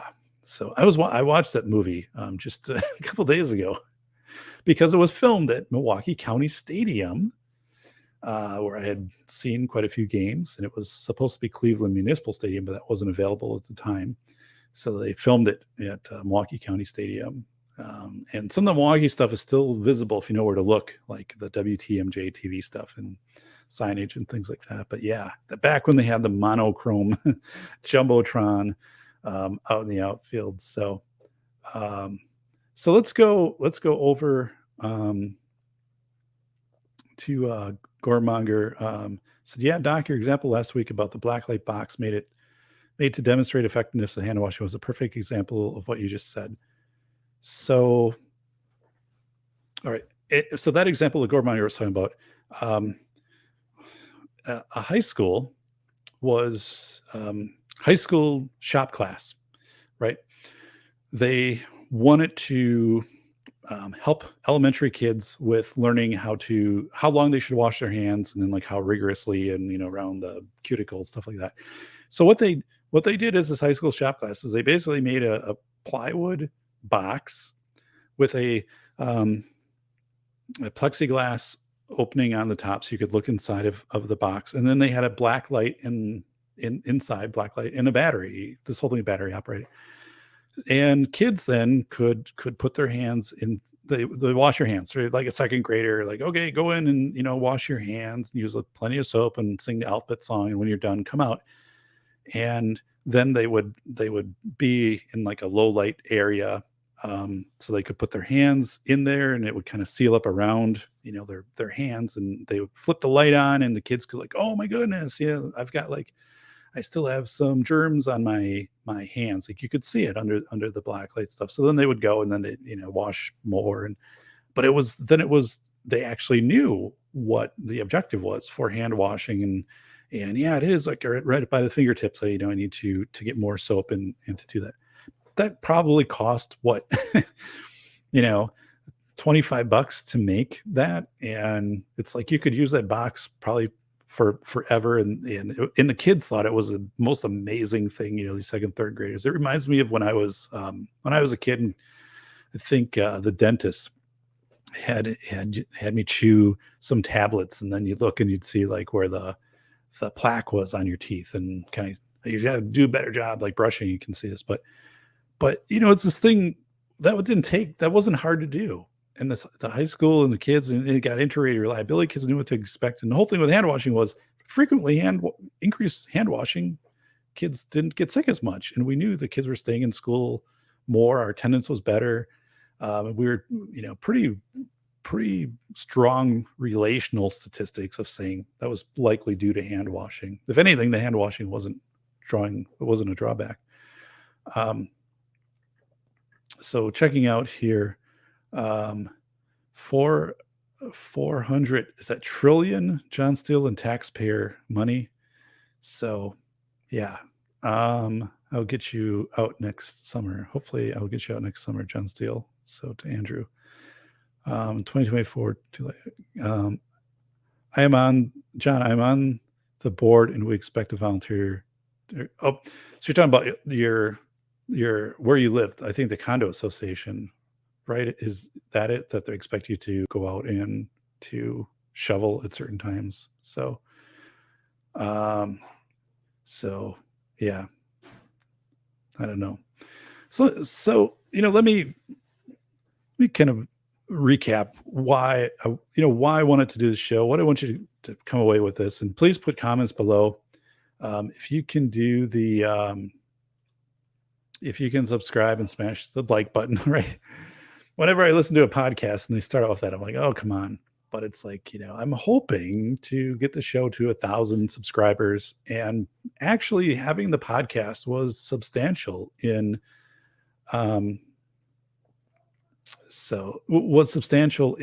me being able to write. Oh, here we go. Sorry. I have the comments thing kind of messed up here. Let's go.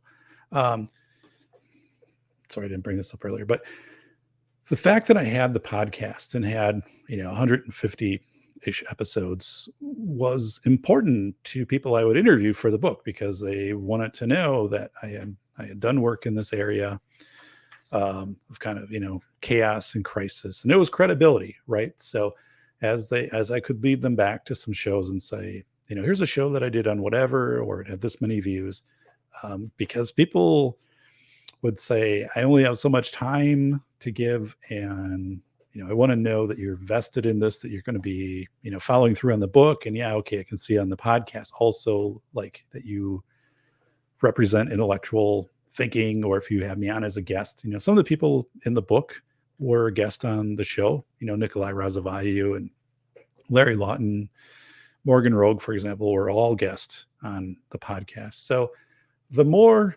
robust the podcast looks with comments to get the algorithms going down below, subscribers, likes, it does help me with not only the podcast, obviously, but with my book and promoting, the velocity of information as that gets to be out there. We get it out to more people who really need to know what's going on.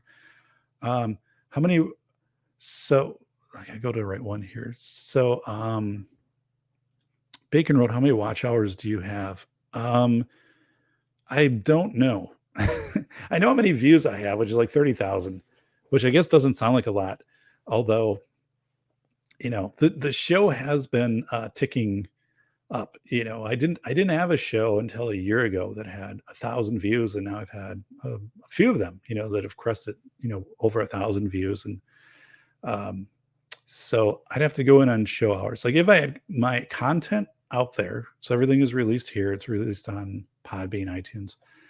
So there's well over 250 hours of content that people from start to finish. And some of those early episodes I had um, lady on who talked about her search and rescue dog, Sierra. So she was giving that process, right? Of like, hey, if you get the call, like, here's how I have to leave. I leave work and then I get the information on where to go. And here's what the dog needs. And, the dog can do this and the dog can't do this. And having the interview with Dave Hyde, who's been blind since birth and worked in a prison for part of his life. And, I have the interview with Dave Hyde, and he's telling me, yeah, during a fire drill, like he had to get himself and his guide dog or service dog, or I guess that guide dog, right, out of the prison, and he had to climb up a ladder. So he had to like carry the dog partway up this ladder, then onto a different level. And I mean, this is just amazing. And listening to people, interviewing Larry Lawton, he's just Dave. You're always looking down at people's feet, right? If their feet are pointed in a certain direction, like a group of people, you're probably a minute away from something going down, and they're all heading like in that way. Or if someone is wearing boots when they should be wearing sandals, and so yeah, just crazy stuff. So the episode needs to be targeted at parents with kids in school. This episode, yeah, I hope so. And that's how I will try to get it out with my, what is it, the meta tags, right? Where I'll put in parents and teachers, and then tag it on social media. The thing is, John, so there are people who don't want this information to be widely distributed, very overtly. Like the National School Board Association certainly doesn't want me talking about this in the way that I am talking about it. I know in just the school safety community, anyone who's involved in capacity of a vendor doesn't want this out. So I'm looking at this. I'm like, I don't see a big vendor component of this, other than you could have. So I ran this by somebody in the IT industry, and I said, what would be the vendor angle on this? So if I'm a vendor, how could I approach a school because of these two things and maybe get the school to sign a contract with me for X amount of money? So, and he said, here's the deal. You go to a school district and you say, I will give you the technology. I'm going to set this all up. I will archive everything for you and put it together. I will do all of that. So you have all of these records available. And it'll cost you $350 a board meeting to do that, or if there's something else. And that's the angle that will come in. And there's this other part, and I don't know, freedom of information request. So freedom of information request, my God, like this is, I asked the question of an attorney, and just a few days ago, specific to this, what does freedom of information request look like if someone says, I want the board meeting, recorded board meeting? Usually, board meetings recorded, the archives put up. But what if they say, I want the freedom of information, I want the letters that were sent in to the Board of Education or the district administrator, or I want to have access to the video of people in the audience or the audience at a football game. Or like, where do you go with that? Because you have to respond. You have 15 days to respond, and there would have to be a compelling reason. But what if they said, their reason was they had questions about whether people were mask compliant. Let's say that's the thing. So they want to have this video. So like, you're going to have to go back and forth with your legal. And then there's a subset where you dump all of these records into, and then it's basically attorneys, but entry level attorneys, which get paid like $25 an hour to go through and make sure that there aren't things that need to be redacted or removed from that, that would be privileged information or proprietary information of the district or something. So, but so anyway, it's like, what does freedom of information look like under this new world? And also, when you do a freedom of information request, are too many or a target, are those going to be perceived as interfering with the function of schools?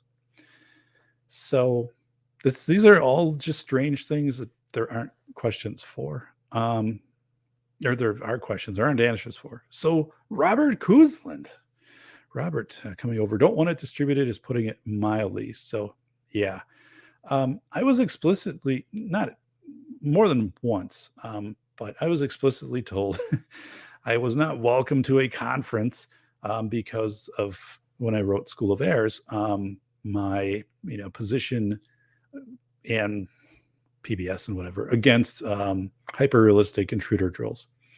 And I also had signed, get this, I signed a contract to keynote at a large event in a different state. And there was a like 24-hour or 48-hour grace. There was a period where either party could kill the contract. And within 24 hours, the head of the committee contacted me and said, we have to cancel the contract. And I said, okay.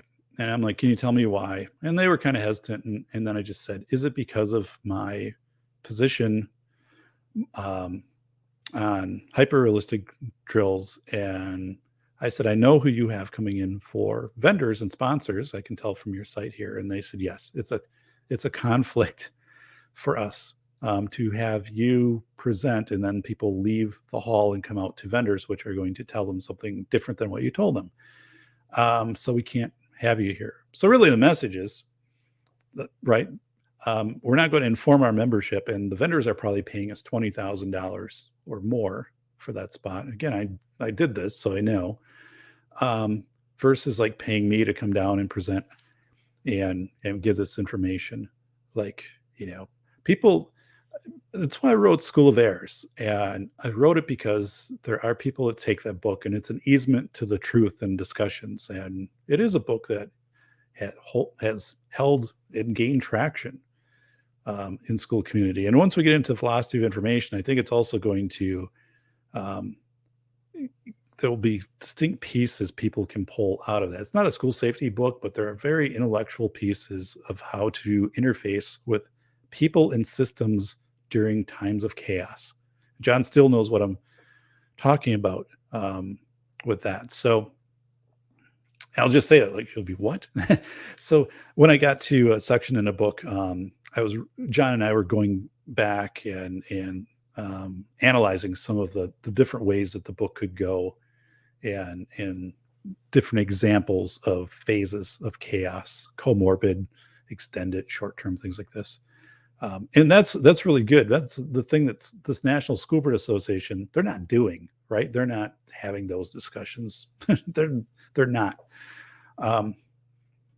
So John Steele wrote, I am hoping local PTA members would find your expertise and honesty refreshing. Yeah, I mean, again, I'm pretty likable. I am likable. The PBS stuff I've done has been extremely well received. So the two PBS presentations, 2013, 2019, have made me an honest broker, right? In those discussions. 2013 was following Sandy Hook, so that presentation extremely needed to be dialed in and thoroughly researched and delivered appropriately. An updated 2019 version, which got into a lot of policy stuff, why school safety was the way it was because of either the presence or absence of strange policies at different levels, and how vendors and legislators play into that.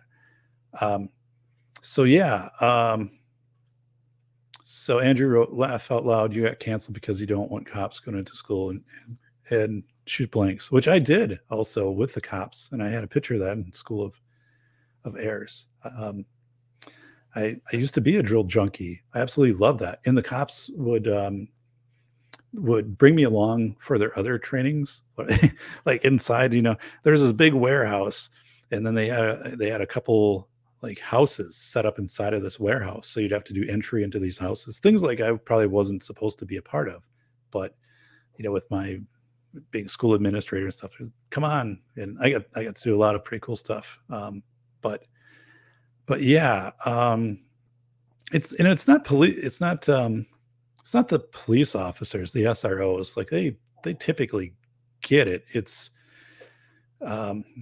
explicitly, like when I said, the hyper realistic drills. There are companies that contract to schools and make huge money off of doing that.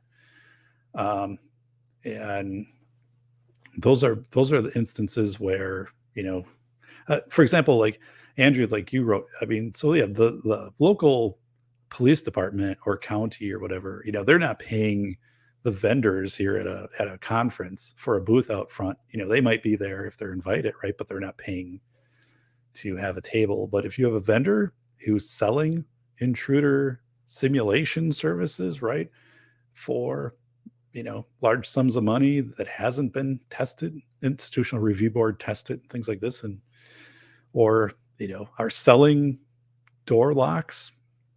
I think at some point I talked about Assembly Bill 44. I testified on and said, to have a door lock on a classroom, it needs to be universal. Like that's code, right?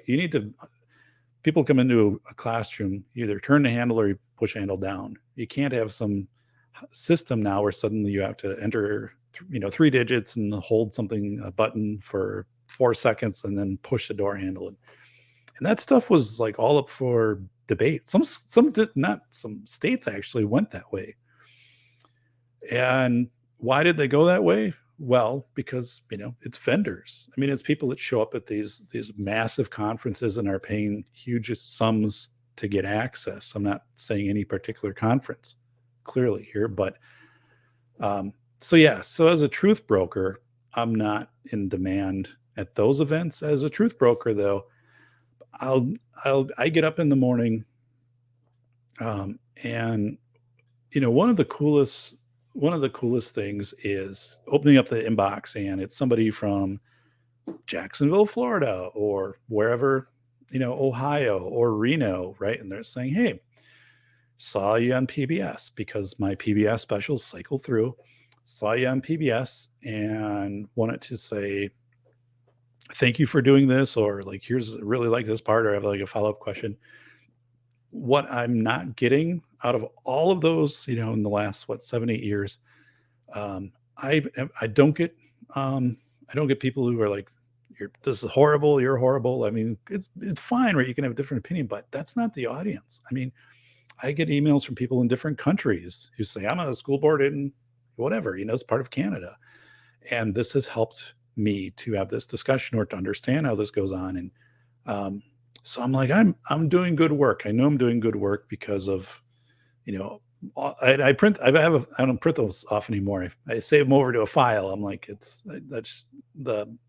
kind of the impetus of, when I talk about this and saying, what I'm saying isn't falling out into silence. Like, people get this, and it really is meaningful, because people will say, like, I thought I was the only one who had this position, or this wasn't making sense to me, and no one was talking about it until like you brought this up, and kind of picked apart, the fact that, some schools do exempt students with disabilities from school safety drills, and my school has asked that for my child. It's like, no, I'm not going to do that. Like, that's the way we should be doing things.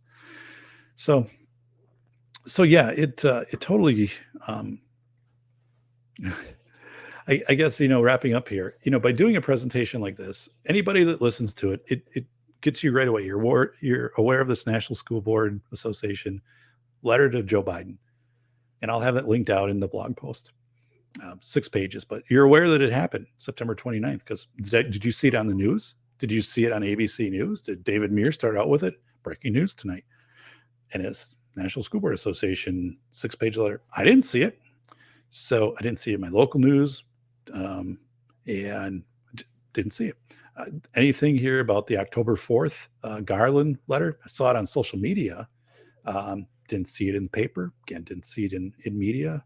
And I get these things because I'm involved in so many of these listservs because of the courses that I teach. This all comes up. But it's like, no.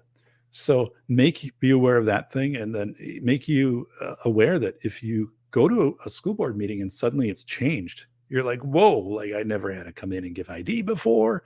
I never had, there's signage that, things are being recorded or this other stuff, or, you'll know what is prompting that. And then also to get out ahead of this, like the state organizations, 18 of them saying, we don't want this. We didn't ask for this. We've got ways that we're handling this. You are taking this and really representing what the exceptions versus what is largely happening out there. So John wrote episode idea, interview a vendor or dissect a vendor's marketing material as to while it is ridiculous. Yeah. That'd be great to do. I don't know if an active vendor would know. It's not going to be a Joe Rogan moment where I'm going to get somebody on and be able to kind of, get them to say, let's social proof, right? If we can sell enough of these bollards and say, hey, the district next to you have bollards in front of their schools so people don't run in cars through the front door and run over people. So like you should have them.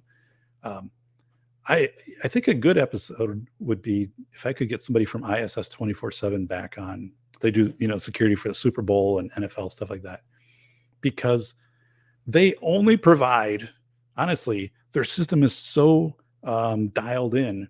Like one of the things they told me when I did the interview, I'm sure it's upgraded since then, is I said, Dave, like for our app that we have to make sure an 80-year-old usher who's worked that venue for 50 years knows how to use the app, right? Like they only come in and they volunteer their time for this. So it's all picture based. And there's like 4 things: medical event, rowdy behavior, person can't find their seater. I mean, there's like 4 things. And the way that they streamline and process data. And then one of the things ISS 24/7 did is they hold a conference every year and they invite their users down. And the conferences just tell us what worked and what didn't. Okay, like you use this product, or like 3 of you use this product from us. Would you present on it and just tell people what worked and how you train people, what didn't? And like, whoa. So that is cool. So maybe I can get that happening, but I don't know. I will definitely.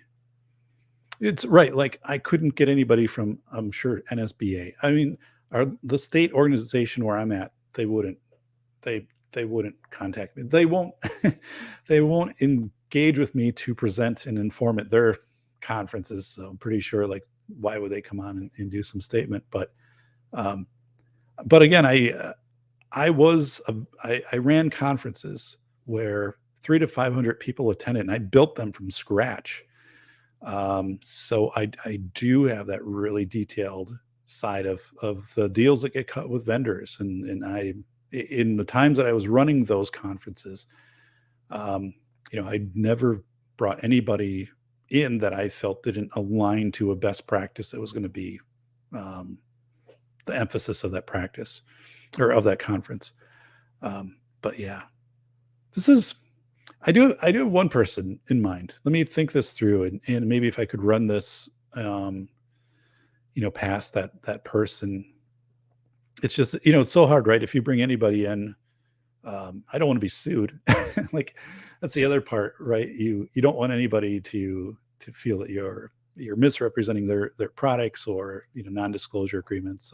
As you see, like I'm not using names of any of these companies right now because they're very quick to do a cease and desist type letter. One of the things in School of Airs, so I had I have School of Airs right here. One of the things that was really hard for post-secondary people to deal with. Let me find it because it is really good. Oh, chapter 16 called One More Don't Professional Standards for Educational Leaders.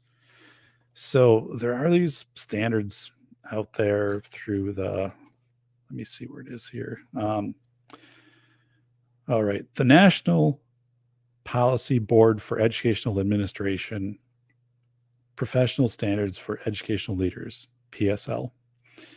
So it's a document created by the Council of Chief State School Officers in 2015. What the hell does all this mean, right? So, but anyway, the PSEL was, what schools were supposed to have for their standards. And as I wrote about in here, like one more don't, right? In a book which is in hundreds of libraries now, this book, it's kind of cool. Like I just found out Burbank Library added it, Burbank, California. Like I don't know, last couple days. Like that's the thing. Like the book now is gaining traction. Things kind of slowed down a little COVID, but now it's like really, really picking up in libraries. So I went through and I'm like, this stuff was just all garbage. Like it's all fluffy statements. Like people will, students will experience growth and whatever. So I'm like, it's the whole thing. The words safety, violence, security, and threat did not appear in the document. So who are you serving when you put stuff together that's not actionable, that has no baseline, and basically it's just big gathering for people? So calling that out was definitely going to sever the ability to publish through a university press, which not a big deal for me. I appreciate my publisher. I think it's my best option for my work anyway. But I wasn't going to hold anything back, right? If I'm going to write, if I'm going to do these things, I'm going to be upfront. I'm going to give you my opinions. I'm going to tell you what they're based on. I'm going to try to explain things that if you're not close to this, it's not going to make as much sense to you. Like for me, like even being close to it, some of the stuff takes a while to scrutinize. But yeah, so let's go over here. There's no doubt to the value of your contribution, Doc. Thank you, Sast. I appreciate that. And there's a +1 from John Steele. So we have apparently 30 days. We should know by November 4th from the Justice Department. That would be the deadline. They should have a plan of action of how they're going to give some guidance to schools on how to strategies for dealing with threats, but then also how to maintain records of evidence, and then how to possibly engage different levels of enforcement. I guess that's what we distill out of that. So it seems like the states weren't informed on this. A lot of the states overtly came out and said, we don't want this. We believe this is counterproductive. We're getting the FBI involved in these things. The Patriot Act has been mentioned. So I think there needs to be a massive walk back of this. This is a significant threat to people, especially people without resources, to come forward and to advocate, and maybe more strongly advocate. Not advocate in a way that's threatening, but this is not the direction schools want this to go in. And again, what will it ultimately boil down to, right? What is the ultimate thing?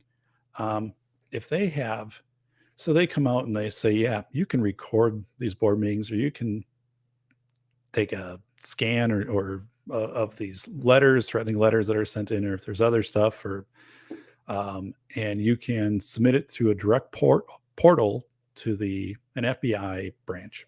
Because remember, like Bellevue, Washington had the direct portal where you could send pictures of your neighbors if they had 5 people or more gathered. By the way, like my question there is, whatever happened to all of the pictures that were submitted? And what if they were not authentic, right?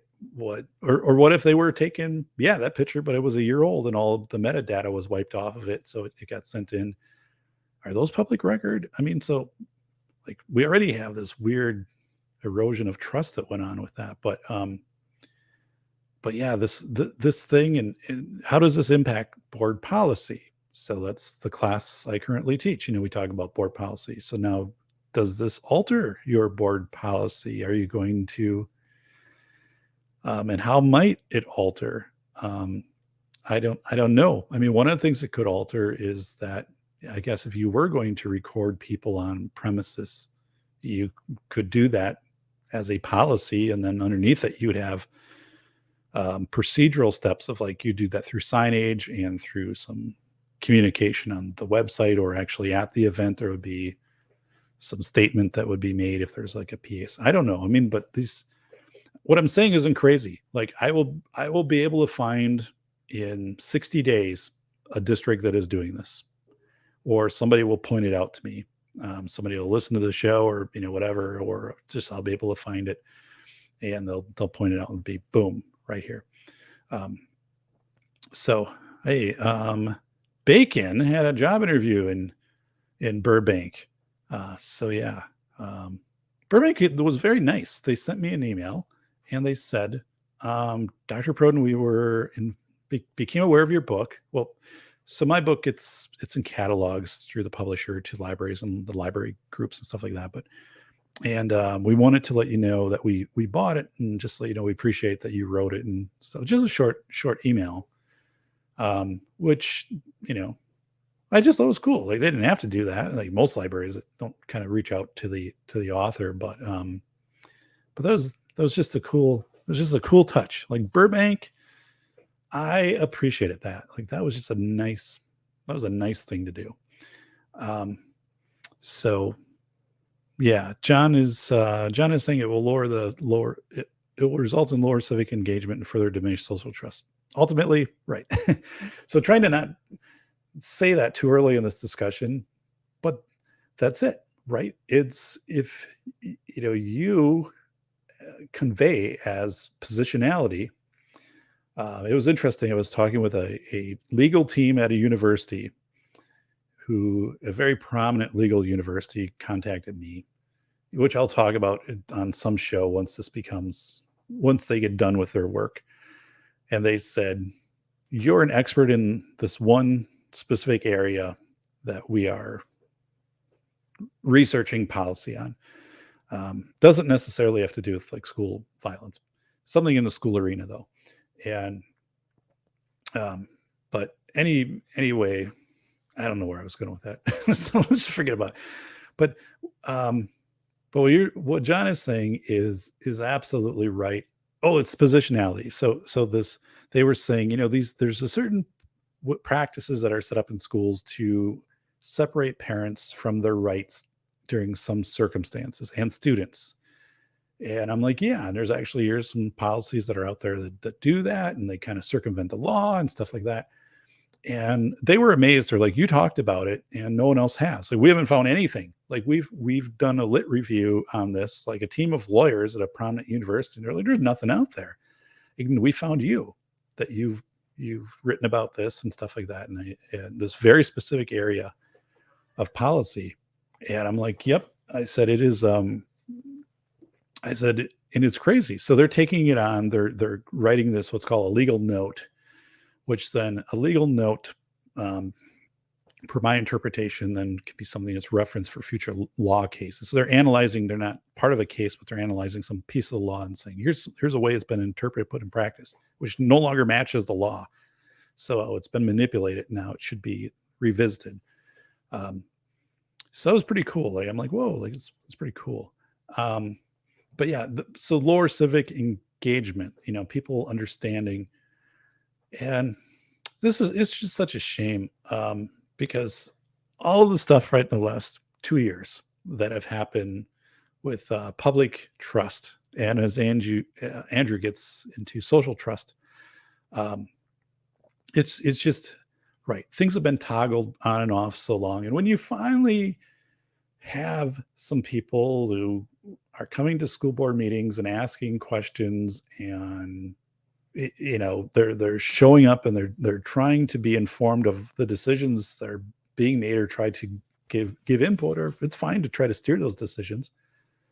You have this response that is way over the top, and trying to shut people out of the process, right? Of course, everybody would counter me. That's been, Merrick would say to me, or the National School Board Association, that Dr. Proden isn't, he's incorrectly interpreting this, and that's not what we said. But actually, I quoted what you said, and you just have to go to the responses from the individual states to find out that the states are like, we're not on board with this.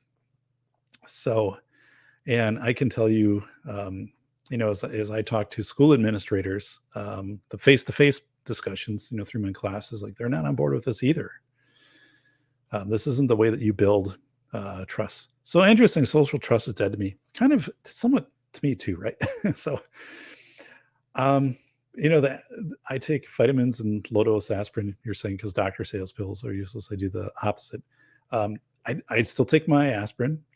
It was weird. I had on my shopping list, I was out, so I bought more low-dose aspirin, and then it was that day that came out, that's saying, hey, like, don't take this anymore. And apparently then they're trying to say, well, it had been out for a while, don't take this, but I don't remember that. And if so, like, why make this big deal about it? Like, why, when everything has been strained in the media, in public health, why do you want to take this on? Who the hell's idea is this to suddenly tell people don't take aspirin?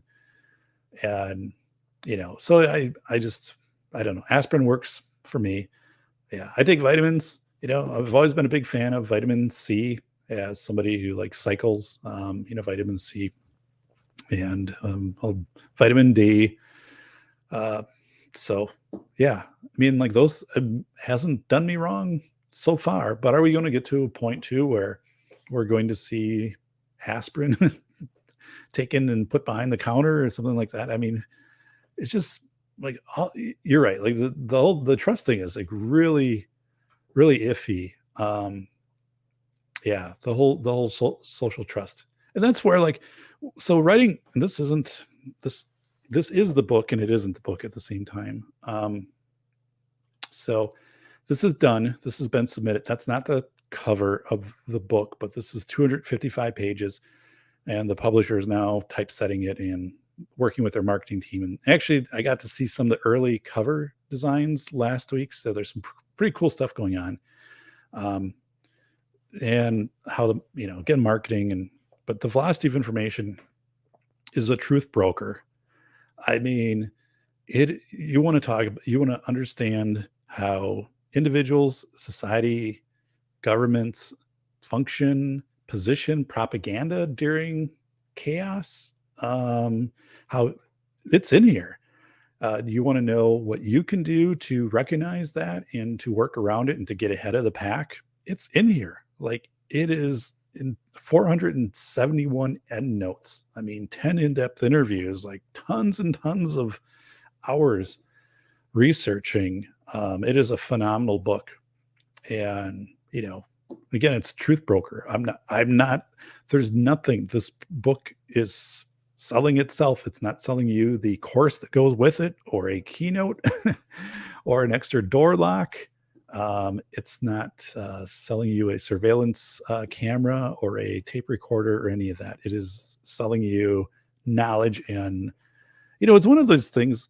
So I had reviewers obviously work with me throughout the whole process, because I said, I want to make sure that this, written in 2021, it doesn't tilt toward a conspiracy theory sense as you're reading this. Yet that it addresses obviously what's contemporary happening in society. And a couple of my reviewers said, you know what, there's a samizdat aspect to this. Like, meaning, so like back in the Soviet Union, 70s and 80s, you'd get these kind of underground newspapers, and they were like 80% true, 20% false, but they were more accurate than the state narrative, which would just tell you everything was fine. And also would, give these perspectives of Russian history, which weren't accurate. But, one of them said to me, "Dave, I'm not sure that book would be publishable in another 2 years. I'm not sure, that a publishing house would get behind it."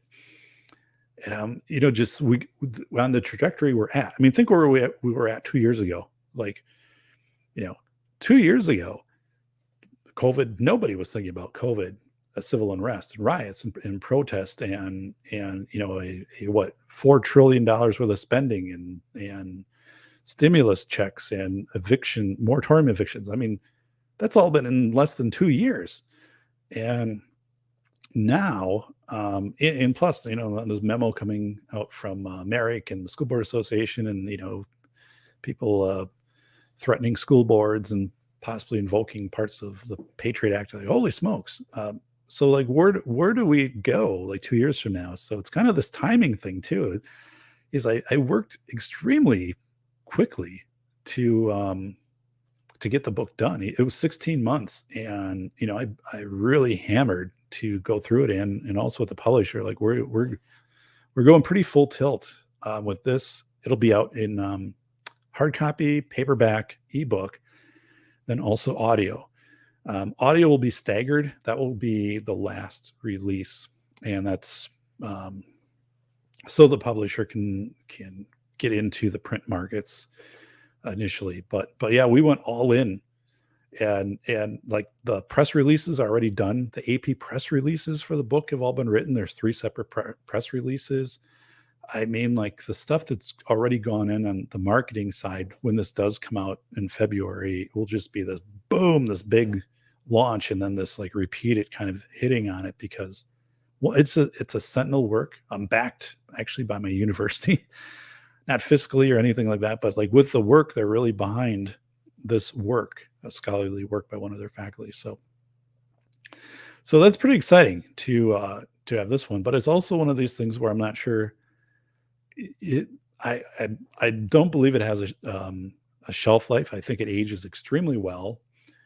School of Errors ran into the issue, right? Like, you release a school safety book, and then like 5 months later, everybody's remote learning. But this book is, I wrote about Chernobyl and Nikolai Razvayu, the Soviet cyclist, his experience having to race an hour away from Chernobyl the next day.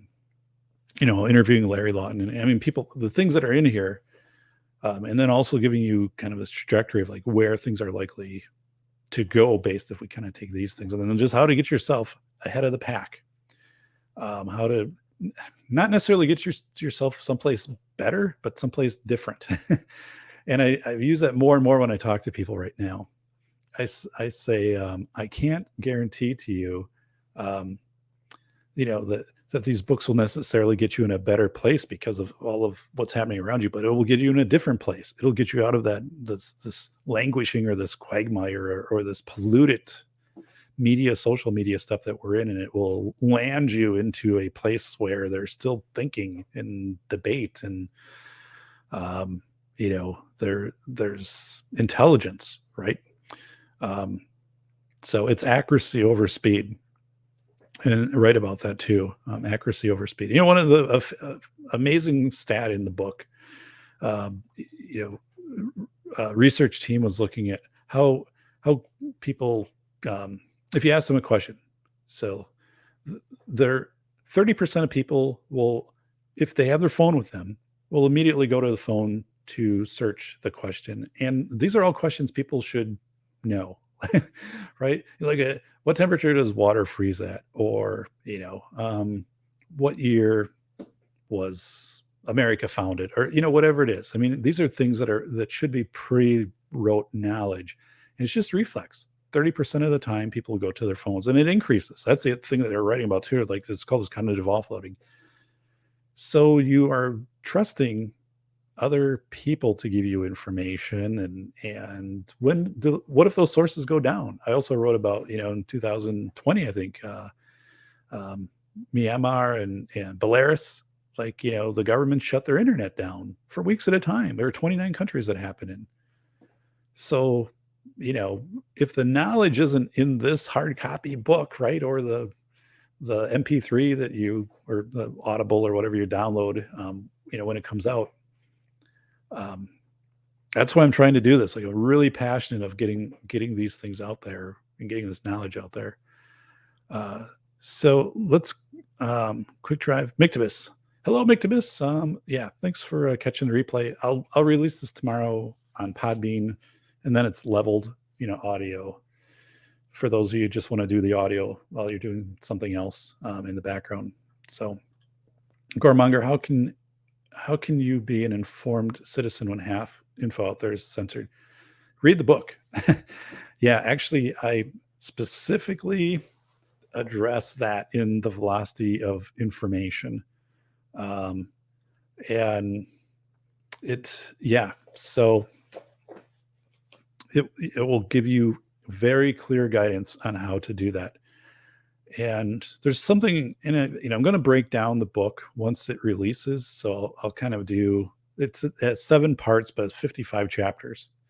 So I'm not going to do like 55 episodes, but I'll do like each part. So like 7 parts of the book. Book's 255 pages. And I'll walk you through like the process I went through, what's in the book. And as you said, like, how do you find out what's out there? Well, tell you what, I interviewed Juan Brown on the podcast. And some of you, Juan Brown, you've talked about Juan Brown. And Juan Brown is a pilot with American Airlines. And he's also flown like tankers, those air tankers to dump water over forest fire stuff. So Juan is a couple of years older than I am. He lives near Oroville, California, Northern California, Sacramento area. And so Juan he also has a 1946 private personal plane. So he started to fly around the Oroville Dam in 2017 when the news was saying, hey, like the the chute where the water discharges, like it fell apart. It collapsed. Concrete's gone. It's starting to erode back. And if this like dam fails, like the whole area is screwed. Like we have 5 feet of water for Sacramento, and all these towns going down would just be, this is a huge reservoir. It's massive. So, but the news covers it in like a minute, and there's a couple articles, but Juan's like, I live by this thing. So he gets up in his plane and he starts to fly, and he's recording what's going on. And I have some of those videos, like just a 5-minute video. Like he did this whole series. He started to learn how much water was coming in and out of the dam. He learned of the damage. He went to the site and he asked if he could go in and talk to some of the workers and stuff. And they invited him in, just, I suppose, this older guy, and they knew who he was because he had this YouTube channel. And get this, Juan, so you're talking about how to get information, right? That's what he did. And then he became the broker. He was sharing this channel out. That episode of the Oroville Dam got 500,000 views. He would go to meetings with the Department of Water in California, 2017. We're talking about the dam and rebuilding the dam and stuff like that. And people would ask the engineers questions. And I know this because I talked to one of the engineers. And they said, yeah, they would ask questions, and then they would turn and say, I want to know what Juan thinks about this, or what did you see when you were up there? Or, and Juan would then, answer questions. He didn't usurp his role. Everybody understood Juan wasn't an engineer. I mean, he's a pilot, but he was close to the information. He had seen it from the start to the finish. He could see how things were going. He was more than the news in Sacramento covering this for 90 seconds. Someone who, could just get close enough that they could stand in front of the chain link fence and say, I'm here at Oroville Dam. And, someone comes out and gives them a little bit of numbers, or whatever. And, Juan was the guy who stepped up and basically was informing millions of people of whether they should, get out of town or not, and keeping, I think, honesty in the reporting and transparency process. He was forcing, I guess, the reporters to give the due diligence to that. So it's an amazing story. And so I interviewed Juan a few times, and wrote a whole chapter about Juan in the book. I also, talked with one of the engineers. What was the impact of Juan? And Juan was the honest broker of this, right? I mean, and it was the fact that the media started to use Juan to get access to the site. Like a reporter went in, and the only reason they let him up there was because he was with Juan, and Juan had vetted the reporter. So I think, when you say like, how do you get information? There's ways to do that. And I also talk about this member check network. You get 5 people involved in it. I did it. I wrote about my process. Joe Dolio has done it at a higher level than I've done it. I wrote about his process. I interviewed Joe several times. When you read this, you're gonna hear about people I not worked with. I was informed with throughout COVID. When everything was shutting down. Brian in the Bronx, Chuck Mack in Pittsburgh. And figuring out what the hell's going on. And the fact that we don't understand how to do this face validity. And it's pretty easy if you know how to do it, but you're never taught it. The media is not going to teach you because they want you addicted to the media, right? And this book is so empowering. Like, it's had just tremendous reviews. It's been peer reviewed. It's been numerous edits. Numerous custom graphics that were built just for this book that I designed with a graphic designer to get some of these concepts across. It's like nothing you'll have read. One of the reviewers said it's kind of like a Malcolm Gladwell work, where you just like totally immerse yourself in research and pull everything from all these different fields and then like put it in. And my publisher, I was over count on my words. I was only allotted 62,000 words, and I got the book down to 67,000 when I submitted it. And I'm thinking, I'm going to have to make additional cuts, although the book was really tight at that point. And my publisher, after doing the first read of it, said, do not touch anything. Like, of course, we'll go through the proof process, checking endnotes, citations, formatting, but like, do not cut a word from this. This is phenomenal. We're fast tracking this. And that's not the experience I had with School of Air. So I got to come back and then trim that down a little bit and whatever. But I was expecting, and I knew it was a solid work, and the due diligence I put into it.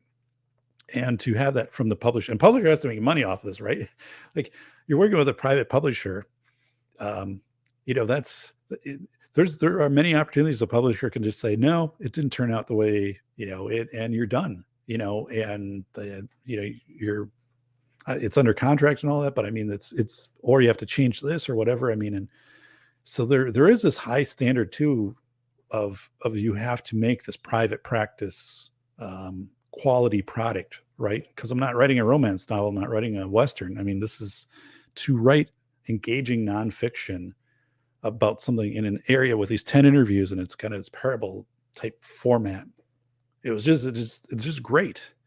And then to have like the editor, or the publishing house say, yeah, whoa, not a word. We'll give you more pages in the book, whatever you submitted us, everything, the visuals, the graphics, it's all going in. We're not changing anything. So it goes through 3 rounds of proofs.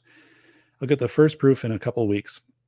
That's usually where they'll say, like, check this citation or whatever, or look at the way we laid this out left, right. Like, is this okay, or do you want to change it? Then also the proof process, they get me the artwork. So I started to see the very early artwork for the cover, and so we'll narrow in, and then marketing has to fit in with that. But so yeah, it's cool. There's like a whole team that's working with me. So John Steele says we need to get Doc on Joe Rogan. He has school age kids. Wouldn't that be fascinating to get on Joe Rogan? Because I would obviously do it. I think it would, especially when the second book is done, but to come in and to have a discussion with Joe Rogan, and Joe just saying, like, how does this work when school boards make these decisions? And I think it would be great. So get out there and yeah, if any know Joe Rogan, right? But I would love to do that. Yeah. Who knows? When I did Velocity of Information, I had, so let's see here. So dams will be the first targets in World War III. Yeah. Yikes. And Orville Dam right now is like is a record low. I don't even think they're running the power plant that is a part of it. They've had to shut that down. So, amazing. So, yeah, this is, where was I going with? Oh, so yeah, Velocity of Information. it's just I'm thrilled. I'm absolutely ecstatic about this book. Um, and I don't know, nothing else to say about that. So if you haven't, so let me see here. There's a message from John Steele. Love the shows. Always got to take care. Keep up the good fight. Thanks, buddy. Yeah, hit that like button. Thank you, Mictobus. Yeah, if you can do that. And yeah, by the way, so my book, School of Errors, which I showed, school safety, like rethinking school safety in America. So you can get it off of Amazon, Barnes and Noble. It has been stuck at 43 reviews for a long time. So if you've read the book and you are compelled to give a review, and it's been all 5 stars so far, so that's great. But I'm always checking. I'm like, what? Who's going to be the 44th review? Like, when is that going to happen? There was a psychiatrist, a child psychiatrist on the East Coast who was the 43rd review. Just an amazing, powerful review. I think called it like the first honest discussion about the school safety drill trauma. And I mean, it was amazing. But yeah, so if you have read it, if you have an interest in it, and not necessarily too that you have to go out and buy the book, but yeah, it's available in a lot of libraries too. And even if you contact your local library, this helps me. If you contact your local library and say, if you don't carry this book, would you add it to your collection? This is an important book for your patrons. I mean, people have done that, and my book has then appeared in their library. So, that's something else to consider, because, I can't go and do that, but to other libraries. But if there's a lot, if your local library and the book's not there, they can add it to their collection. So that's been a cool thing. So we've got the National School Board Association is kind of having this issue now with their state membership, 18 groups dropping out. So we've lost alignment there. Suddenly, the Department of Justice is saying in 30 days, or on November 4th, we're going to have some guidance on their role in educating schools about threats toward board members. And again, we have this National Threat Assessment Center, this in 2000 to 2007. I don't know why that didn't come into play with this. But that's kind of a common theme in School of Errors, is saying there's all of these things that exist, like Delaware here with National School Board Association, Delaware School Board saying, we've already done this. Like we've had these meetings, we've given guidance, we've given trainings, and we've kind of coached people how to navigate more spirited meetings or even contentious meetings. It doesn't get shared. Like, people just don't understand that exist. They don't know that those things are out there. They just go ahead and they do stupid things here.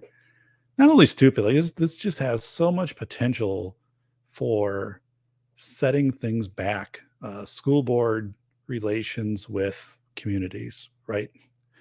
And if you're a school board, I mean, like, it's now even your school board is disconnected from your federal representation, like your federal lobbying, which is the NSBA. Like, you really can't trust there because, I always wonder these things. I'll go out sometimes late at night and walk on a track close by me, which, so if I'm ever missing and it's late at night, someone's listening to the show and they know how to get me. Although I run pretty fast at night. But yeah, I'll sit and I said, but I'll be walking around. I'll be like, how in the hell did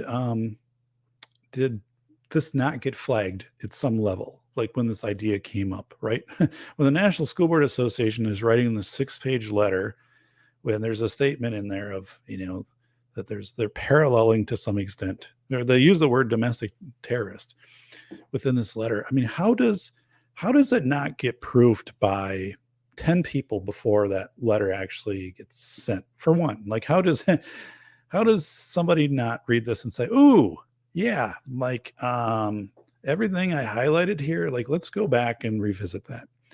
And why do we have people on board with this? Like, do the states know we're going to do this? I mean, how, as a school administrator, like I had to be so thorough with like a food allergy thing, like understanding with before we did policy, like where we get all of our applesauce from, and working with the cooks on how much they put on the plates in our system. So when a kid comes up and they get their lunch and they punch in their number, it would give an alert to the kitchen staff as they're preparing it that, oh, the student has an allergy, or the student has type 2 diabetes or type 1 diabetes. So like when you're preparing, so we had all these systems. I mean, they were all and then when we would message, like when we're holding these meetings and we want to put this into our newsletter or something, like have people read it. Like, where's that? These are levels where there are a lot of people doing this, right? And getting paid big money from these organizations that are being a part of this. How does that get through the filter? How does it's almost like, unilaterally one person puts this together, or I don't know, that kind of had fingerprints of a lawyer on it, but how in the hell does that get through? How does that get through without anybody saying, hey, you need to, we need to revisit this. The tone of this isn't right. Or like, let's have some people sample this or whatever. And so I don't know. I see more and more of that coming out of players, organizations that should know better before they communicate out. Bacon said, it's bad when you can't even get applesauce. Yeah.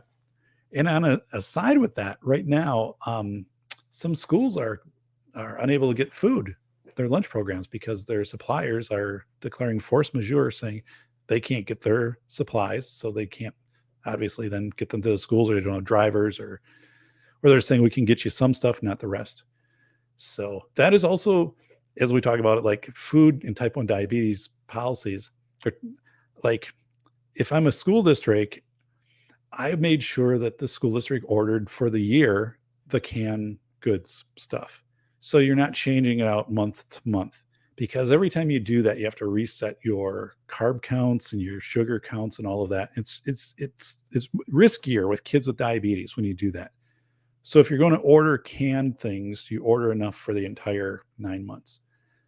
But schools don't do that in cases because they're not thinking that way. They're thinking we can get the cheapest thing that's on the market at that time. Like we can order what's going to expire in 50 days. So we'll get it in now.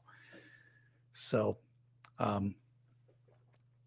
and let's see here. Goremonger said, I have 2 local libraries. I'll try to get School of Errors requested to, and velocity of information sounds like a must have. Thank you, Goremonger.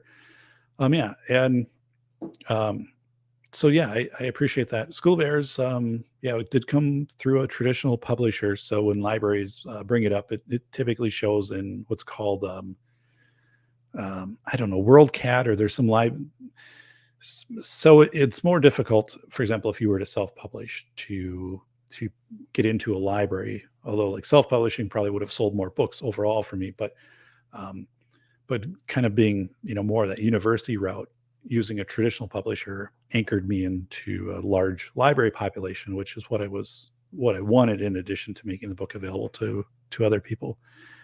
And velocity of information, I worked out a pretty, a great deal with how we're going to do the audio version. So that's going to be very accessible to libraries, because a lot of times contracts for audio versions are kind of prohibitive for libraries, because like if the book sells for, I don't know, $15 for audio, like if a library then might have it, so if someone checks out for audio, it's $15, and the library's like, well, like we don't have a budget to keep 3 people check it out, that's $45, like we don't have that budget. So I was able to work, there was a different way specifically with libraries in working to give just as if they're buying the book, they get, this license to access. And anyway, to accessibility, that was a big thing. I said repeatedly with my publisher after, we hammered out the original contract and things, I said, ultimately, down the road, I want the book to be accessible, and I am certainly willing to prioritize accessible over that the book is generating money for me. I it's like taking less, right, to stay on a championship team. I said I want this book to be available to people at a very reasonable access point.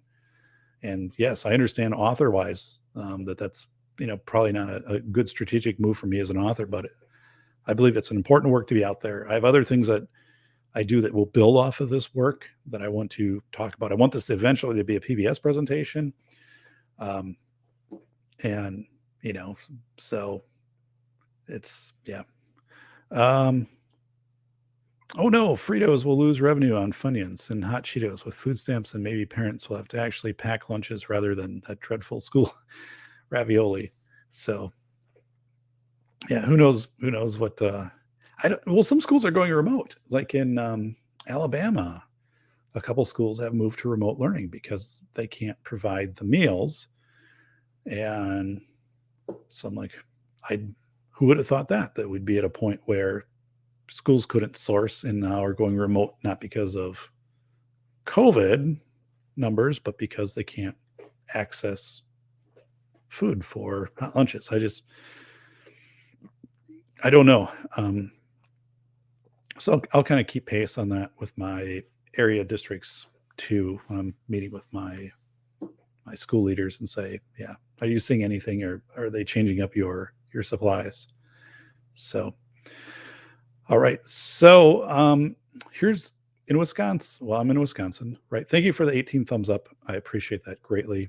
Also, the last show I did, there were 9 comments, which was awesome, right? So anytime there are comments, that helps the show gather attention. This will be out tomorrow in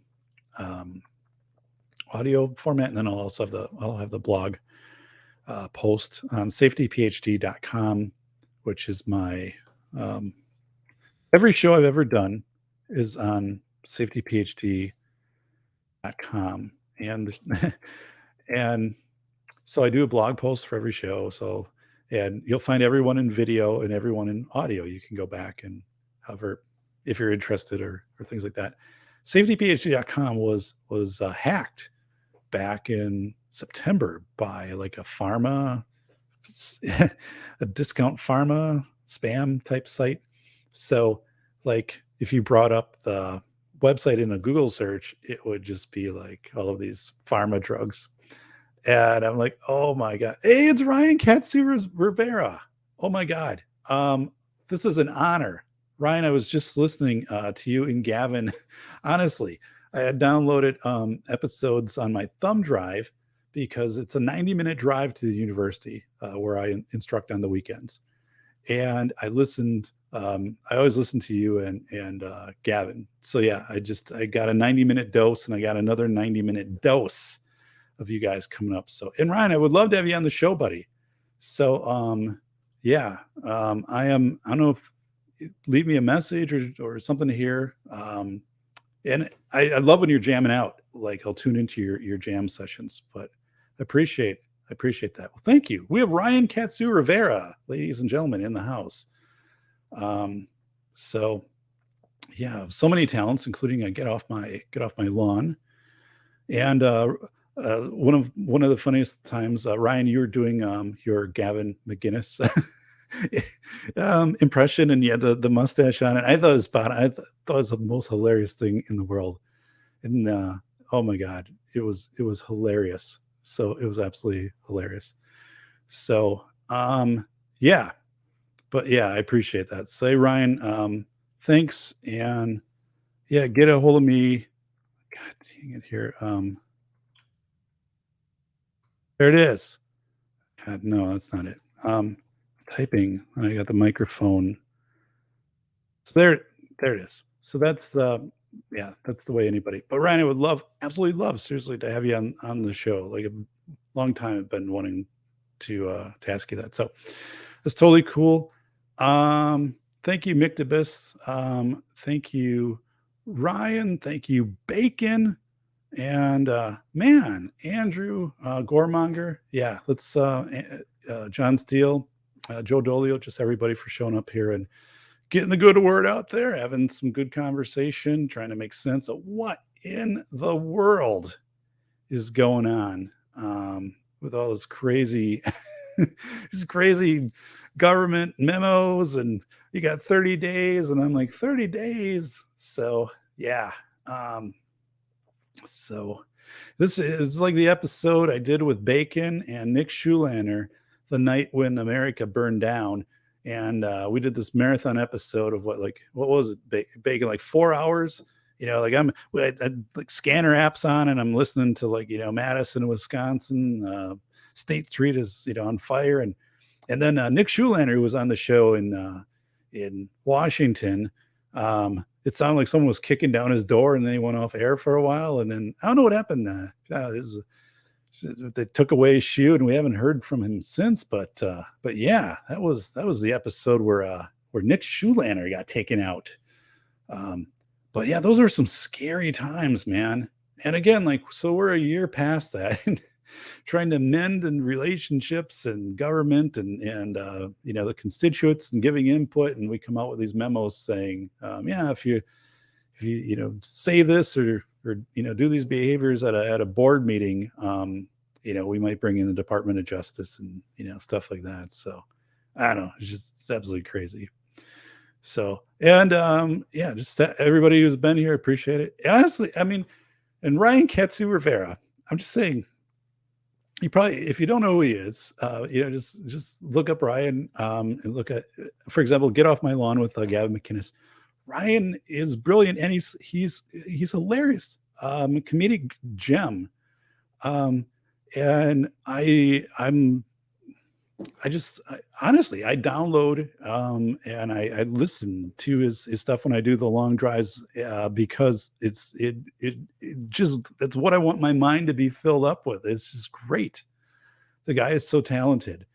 And if you see him streaming sometimes, just with his guitar, it's really cool. Like I'll have that on as I'm doing stuff. He'll do some jam sessions, so it's really cool. So yeah. This is awesome. I haven't heard from Nick Schulander in ages. Yeah, Nick Schulander, who was a big fan of Dismore's IGA, by the way, and was keeping us apprised of what was in stock and out of stock and stuff like that. And yeah, Nick kind of vanished. I don't know, man. I'm hoping everything is good for him, because he's a great guy. I had him on the show. But yes, Nick's kind of missing. Bacon, something like that. I think it was 3.5 hours. John Steele was on the show too. Yeah, that was a crazy episode.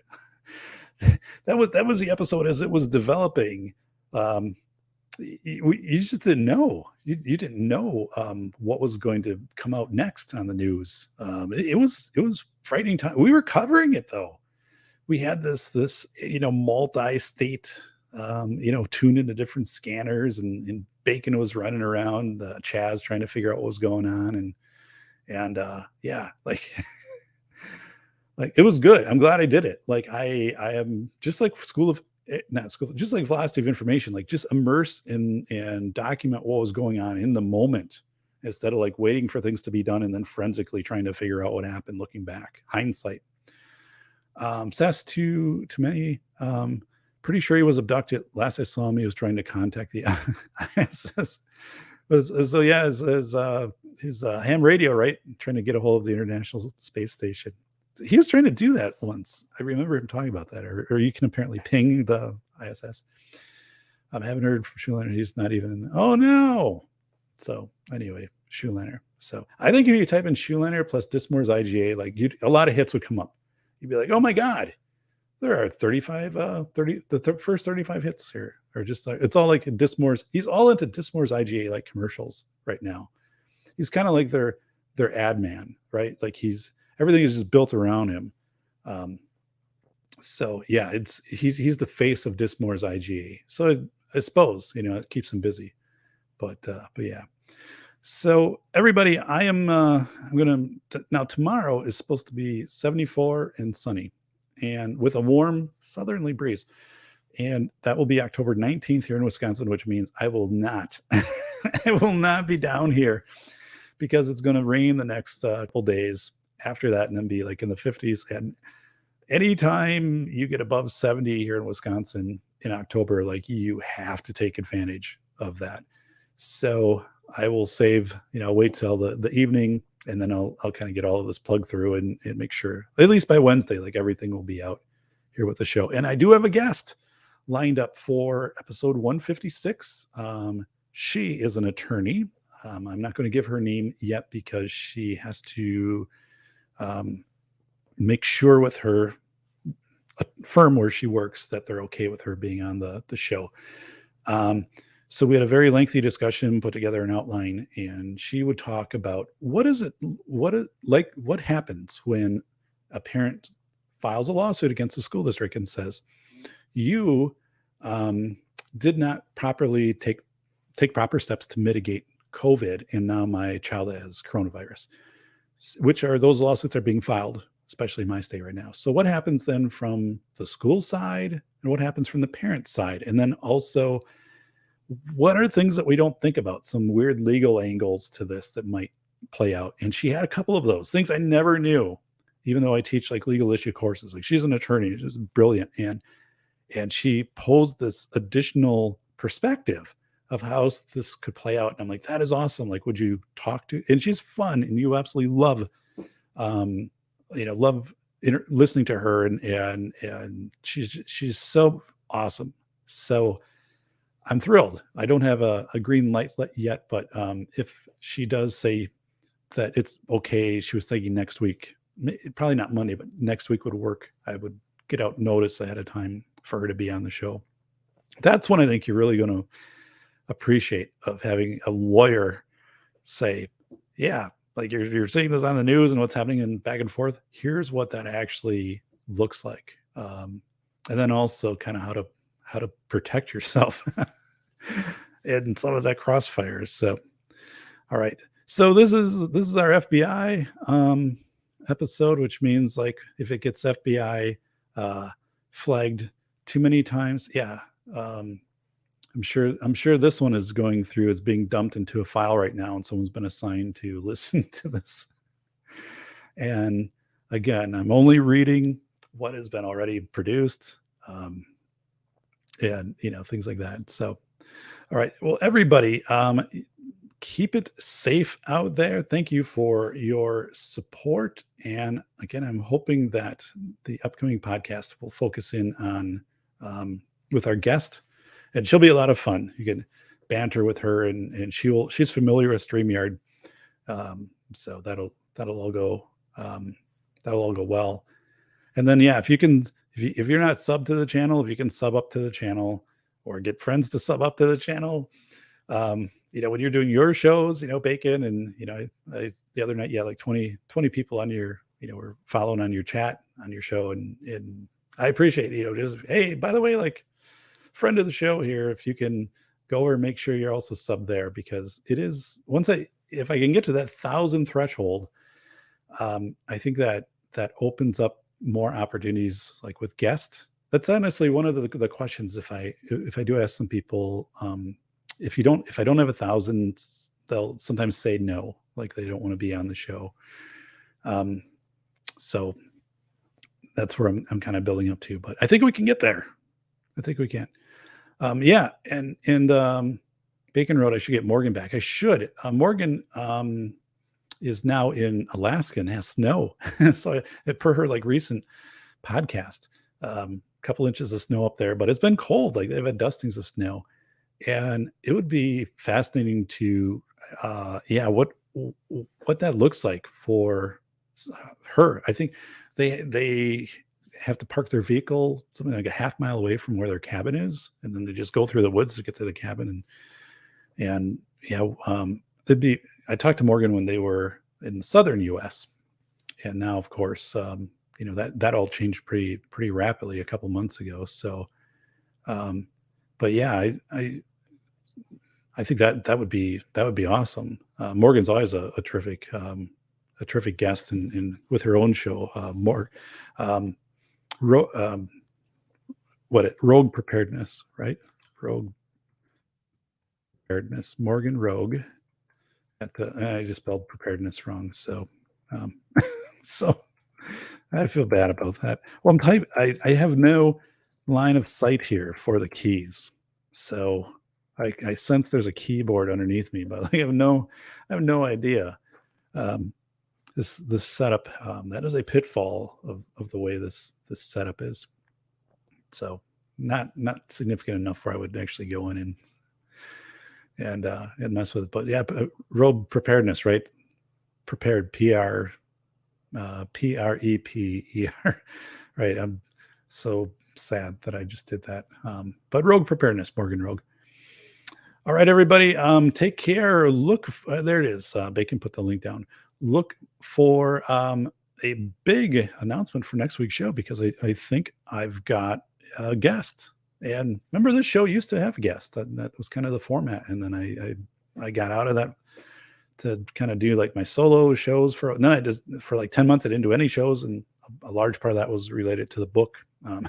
Need to work on the book and also not do shows until the book was accepted for publication. But yeah, so I'll be lining up guests again. And I want to do some remote shows. I want to go out with my my Zoom mic and my camcorder and do a couple kind of location shows.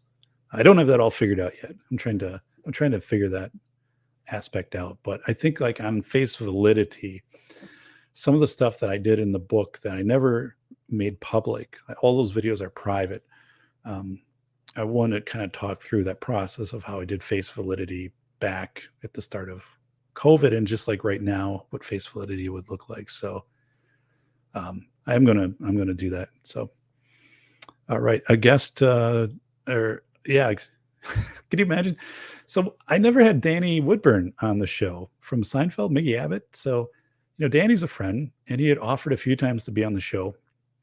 And for some reason, well, the reason was he gifted the forward for School of Air. So Danny Woodburn. So if you're not familiar with Danny, that's Danny Woodburn. So Danny was played Mickey Abbott on Seinfeld, plus everything else that he's done. Danny's incredibly, his writing skills are beyond. It's beyond what I can do. I mean, I'm a very good writer. He is extremely talented as a writer. So, but anyway, Danny is offered to be on the show, and I haven't had him on because I'm like, you gave me this, and I feel like I don't know. I feel like he's already like gifted me too much to try to schedule a time out for him to be on a show. And, he's a star on Seinfeld and these other things. And although, like, it's not, he's offered, right? So, but I want to make sure that I guess would really study and have questions set up for Danny. We would center on like disability in Hollywood and access. Like, he talked about all these crazy things. He wrote about them too in the forward when he was kind of getting his break in Hollywood, and how, if you're an actor, with a disability, it can be extremely challenging, even if you're auditioning for a part of that same disability. So if you're a person who uses a wheelchair, and that is the position in the movie or TV show that you're auditioning for, they might give it to somebody who isn't familiar, doesn't use a wheelchair, but in the movie they will. So there's not authentic representation. So that's where Danny and I would have some discussions. He's done so much work in working toward authentic representation in Hollywood. But yeah, for that one, then you guys got to gear up on the side. All my monitors, you guys are absolutely terrific. But yeah, he is. He doesn't have the reach to be. Yeah, episode with the skinny jeans. Oh my God. So yeah, I need to. I should get a hold of Danny again. I need to set that. I need to at least have that conversation, maybe closer to when the book comes out. And I think that's appropriate because, like, School of Airs, he wrote the foreword for it, and so velocity of information, just to maybe have him on closer to when that's there. I don't know. So he's a cool dude. He is just a yeah.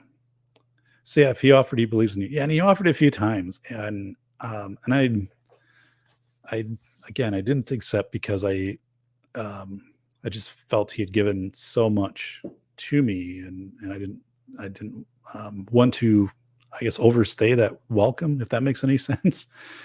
Um, and but really, I need to go back and make that connection with him and say, hey, remember you offered, and I want to take you up. And then it was a weird time too, like it was kind of throttling down the show because of stuff I needed to do with the book. But yeah, that's pretty darn cool. He's an amazing guy, just amazing.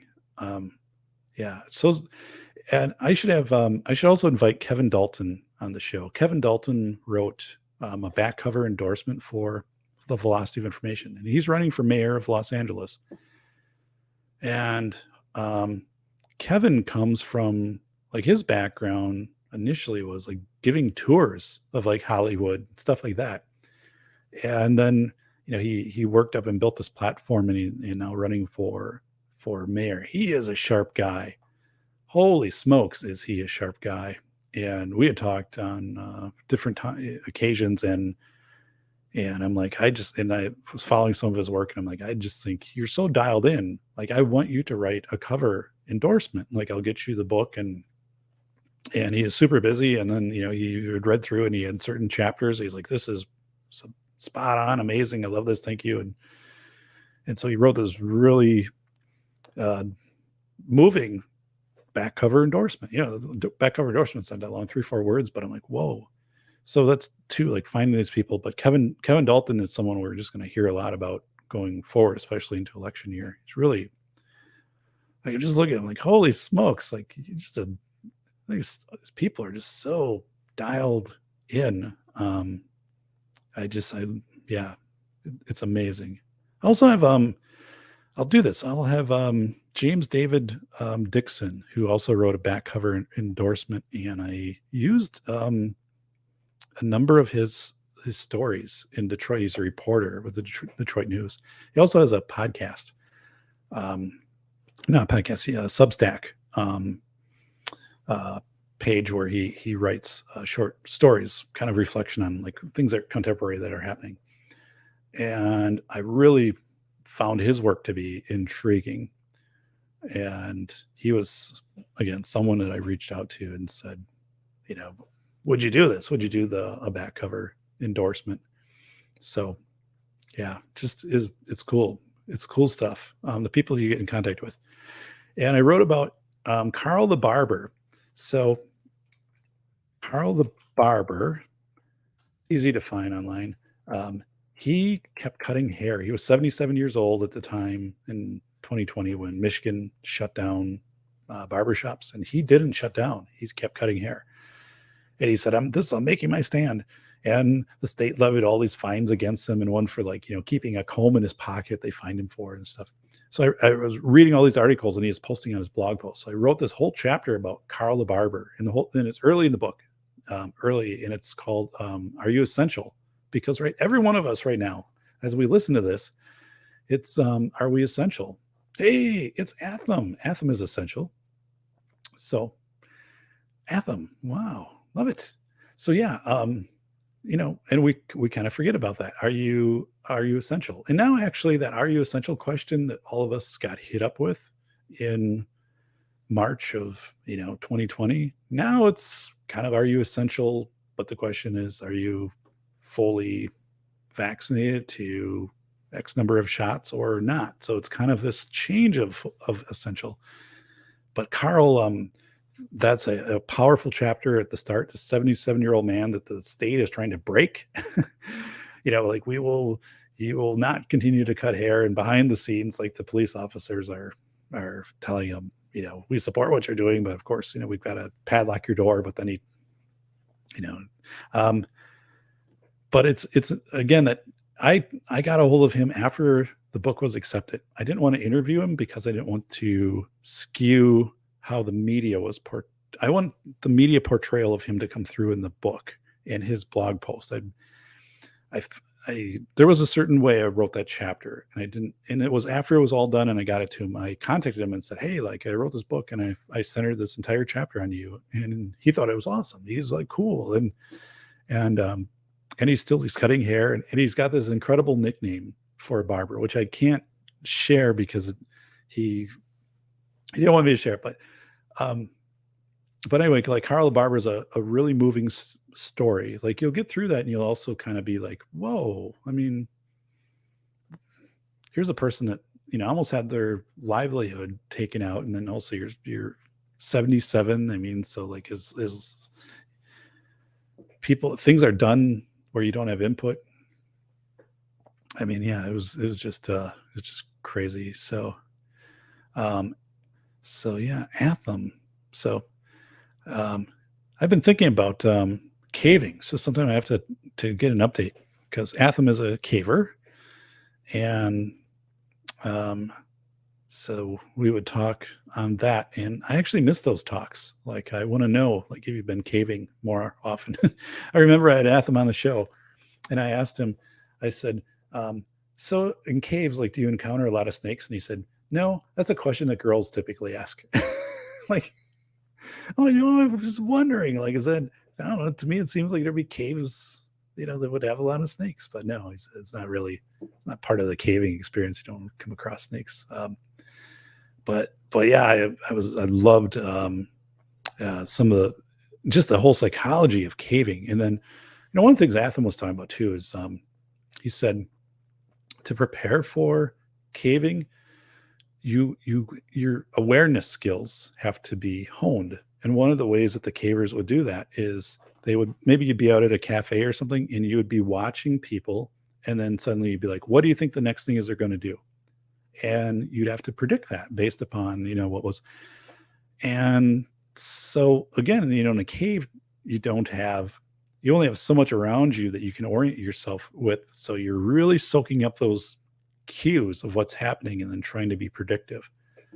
So Atham is really good with that. It doesn't get talked about. Like, schools don't talk about it, people don't talk about it, but like, even those, these things of these getting your situational awareness skills, and that's great. I need to get them back on. I know a way to get more views. Get a woman from Nevada that works. Their jobs were closed the longest. Oh my God. Yeah, if I wouldn't, well, first of all, that would be an interesting interview, right? Which I'm not against doing. I mean, when I was doing, I had the opportunity to write about people in the webcam industry in the book, and I chose not to. And I used a different story instead in that case. And it was the one with Aaron Sawyer and Redline VR and stuff like that. But for this show, like, that would be a pretty interesting show. Yeah. A real question that needs to be asked now, not in the future: are the people taking the positions of our state Fed essential? Yeah. And the thing I struggle with, right, of being my age and having a family and responsibilities and things like that, which I'm not the only one, but it's just, I don't see people acting as in the best interest of the position or as good stewards. And I remember having this discussion with the priest in our parish about 7 years ago. It was back during the Obama administration. And it was the first time I had seen on TV somebody swear in, I think it used the F word or whatever on social media or on TV in a cabinet level position. I'd never seen that before. And I said to him, I said, that was a threshold for me that was crossed. Like, I always assumed there would be that dignity and professionalism held up by our elected officials, that you're not going to see them giving the finger to the camera or saying the F word or stuff like that.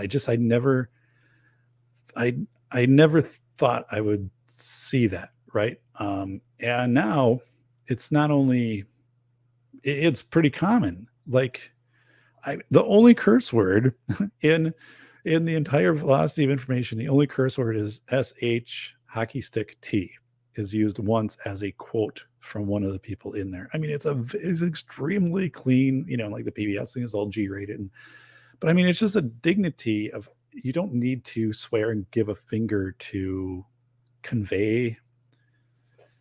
I don't know. So I guess as you're saying, and are these people essential? I don't think a lot of them are, right? I mean, government is much bigger than it was when I was starting out in my career, and it's not. Things aren't better. So I think your locus of control, like, your local governments and states should have more control. I think it makes sense. I don't like the Department of Ed has only been around since 1979. U.S. Department of Ed. It's a cabinet position, and it's not that old. What's it done? No Child Left Behind, which has been a disaster. Nothing. I'd argue. I think the Department of Ed at a federal level, it was ridiculous to bring in. It was much better for states to have control over that and not have the feds involved. But Atham, you've probably seen some wild caves. I've only splunked into an entry-level saltpeter mine, but the darkness and depth moisture blew my mind. So it's cool. I went with my family. We were out in South Dakota, home of Aaron Clary. But this was about 3 years ago, and we went through Wind Cave, like an hour and 15-minute tour, or through the cave. And back then, when you did the tour, they would have you touch the shoulder of the person in front of you, and then you also had to say, like, head down or like step or something. Like, there were all these directions because it wasn't like difficult. It was just like long, and it's people who typically don't go through caves. so they can't have anybody hitting their head and disrupting it, or someone wiping it out on some steps or something. But I'm thinking, oh God, I'm so glad we did that when we did, because you could, socially distanced, and I don't even know if they give those tours anymore, like, right? Or to do that with a mask on. That would suck. Like, that would just totally be, and everybody used like the same railing. It was just like, water pipe, right? That they had put in there, and it was well done. But it was like, how do you get back to that?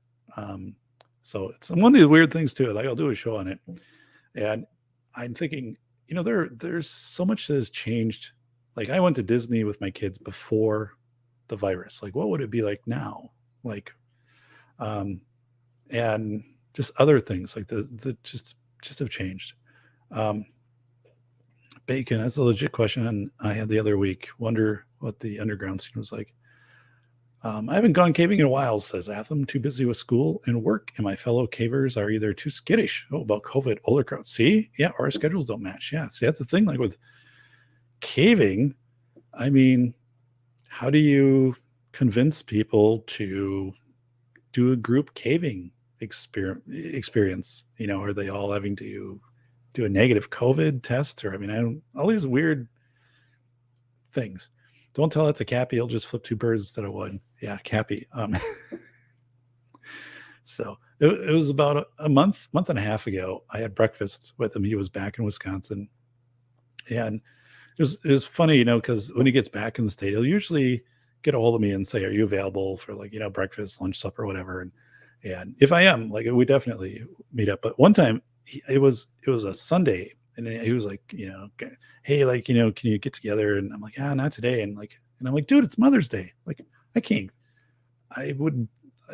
do that. Like, we got Mother's Day stuff going on here. He's like, oh yeah, I didn't realize, and but so yeah, that was, but yeah, the last time, yeah, and I think I talked about this. We had breakfast, and he had this giant pancake, and he ate it where he cut a hole in the inside of the pancake, And then he continued to cut all the way out in a circular pattern until he ate the pancake. And I was just looking at him like, I've never seen anybody do that. I've never, I have never seen anybody eat a pancake that way. So it's the Aaron Clary thing. So it's like in Seinfeld, the episode where George like takes a Snickers and eats it with a fork, and because of a knife, eats it with a fork. I'm like, who the hell does that to a pancake? And I'm thinking, dude, like, you get to leave here, you get to go back to South Dakota, but like people around here, like there's a certain etiquette with the pancakes, not start in the middle. There's like, I don't know what the hell you got going on there. Never seen that. Got to explain yourself. So it just didn't make any sense. But it's funny though. It was a quirky thing, whatever you pick it up as a kid and then you just kind of carry it forward. But please dissolve the Department of Ed. I'm with you, Sast. I am not an advocate of the well, yeah, I shouldn't say it, but at the school safety side, Department of Ed has not given guidance on mental health in schools. It was the 2015 Mental Health in Schools bill. There was a chance to get it passed, which wasn't through the Department of Ed, but the Department of Ed then just like olayed it after that, didn't do anything. There's no funding that's organized from the Department of Ed. There's no scaffold. There's no, I talk about this on PBS. Like the Department of Ed totally just leaves it to the states. The states then just default it down to the counties because the counties will usually fund with the schools. And yeah, there are some model grants, but in the Department of Ed just totally, student loans and the whole post-secondary stuff. It just doesn't need to be done. I mean, it was supposed to be plenary at the state control over education. It worked well for a long time. Even the early forms of IDEA, Individuals with Disability Act, happened. I think it was 75. I teach on that, and the states were doing a good job getting that implemented.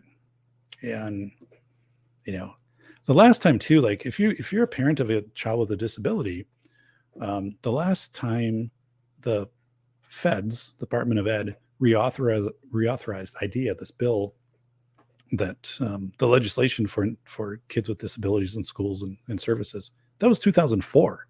Like they haven't reauthorized it in 17 years, and there's nothing on the horizon. And since then, like a lot's changed, right? And what we know about students with autism and autism services and other health impaired and different medical conditions that kids are presenting in school, that maybe some of these kids didn't survive years ago. Now they're surviving it in schools, and there needs to be guidance and there needs to be funding, and they just sit on their hands. So I always talk about in my classes, like, okay, when they reauthorize, like, you need to testify and tell them what's going on in your schools and all this, and all these people with gray beards. And by the time like that happens, I'm like, how does this not happen? How the hell are you not doing this? Which gets frustrating to me. I'm just, damn it. I heard that Cappy eats an ice cream by biting the bottom of the cone off and sliding the ice cream through a hole, and then biting. He probably does. Yeah, yeah. You almost have to do like a dry run right at them if you're ever out eating anywhere. And it was a year ago. I had supper with Cappy and Chad Elkins, and I've never seen anybody. It was a formal dinner, by the way, and I never have seen anybody eat as fast as Aaron ate. So Chad and I are kind of like, Aaron's just boom, food done, gone, and then he keeps talking and just enjoy your food, buddy. Like taste buds. That's what they're there for. Just like take it in. But he's always running at kind of that high throttle. There's just all these funny nuances, right? But I'm like, I don't know. I mean, it was like he was competing for the Nathan's hot dog thing. I mean, I'm like, this isn't a tryout. Like, this is an expensive restaurant. So take your time here. Work had a mental health day flyer up, Goremonger, who wrote, anybody think you could cite that as a reason to not get a mandate? I don't want the shot or I'm going to end it. So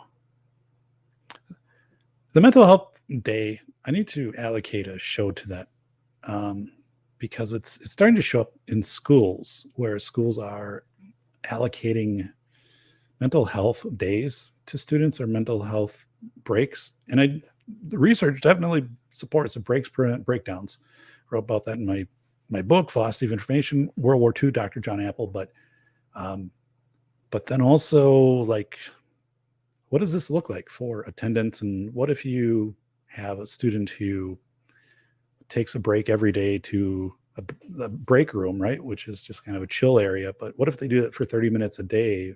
How do you know the instruction they're not getting? Like, they're kind of supplanting instruction with chill out time. So there's got to be some way to get a handle on that. So it's kind of new, and I don't know what that looks like. From some schools are implementing it, and then I kind of ask these questions like, well, how do you know that actually that's actually working? Like, that it's not causing the student to be behind in another area and to have anxiety. I'm not saying it doesn't. Like, what do you do though? How do you measure this? Like, what are the parameters? And then it's people don't kind of they understand those questions are out there. No one's asked them, and yeah, I'm not trying to put you on the spot. I'm not your board of education, but just help me to understand this. So then they're like, look, then they take off and they run. Yeah, I have to. Kev eats his steak well done. I don't know if it was well done. So he had a hell of a time picking out what he wanted on his salad, though. Like, I'm like, geez, dude. Bacon did a brief stint as a biometric at a software company. The stuff they're doing is scary. Got himself out of there. Mictibus, you did. Oh my God. Whoa. So Mictibus is saying, I did a brief stint at a biometric software company. Stuff that they're doing is scary. Got myself out of there. Yikes. I imagine, right? I mean, I just have to imagine when I had on the show, it was before Lee Jarvis, the copyright guy. Sorry, Lee. You're cool. Lee's a cool dude, so it's kind of updating me on copyright stuff, which is really cool. So, by the way, like the picture, so I'm trying to do like the thumbnails so they're all the same. Like, they got the blue background, the picture that's professionally done for my new book, and then like the little logo. So it's easier. And the text is bigger. So I'm trying, instead of to go with other things, to get kind of a more standard format and more easy to see on that lead chart. So here, Carl Hopf. So when I had him on show 152, so Carl talked a lot about working in these secure virus labs and how he'd have to go through, and he talked about it in the show, but we talked a lot about it outside of the show too. And you know how, like, you get done with work and it might take you an hour to go through different levels to be decontaminated to then exit work. And I'm like, holy smokes. And he had one of the greatest in the interview. He and I quote him I think in the book. He said,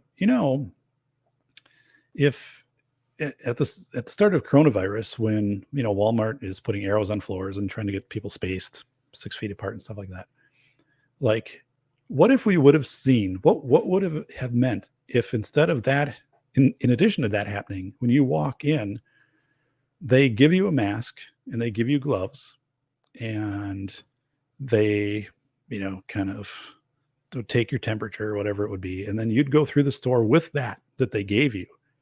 And then when you were done, they would have an area where you would get rid of it, like a sharps area, right? You get rid of the gloves and the mask. And that way they would ensure there's a certain standard of what's coming in for the equipment. And because, he was saying, he's right. I mean, how do you know when anybody wears a mask, what's going through it and what's not going through it? And I wrote about in the Philosophy of Information on Etsy, there was over 1 million masks. I did a search in July. You could get over 1 million masks, and they're all fashion items, right? And Etsy does have right on their website, which I put in here too, that their sellers can make no claims that these are medical grade, that these are purely aesthetic. So the assumption is you'd wear these over a mask that would be medical grade, I guess. But I also looked, and there were like all these that had rhinestones, like riveted to them and all these things. And I'm like, those are all compromised, right? They're just, you have no idea. Like, is there any machine, like this would be something that would be pretty cool to see in a TV show, right? To have people come into a place and then they breathe in and out through their mask.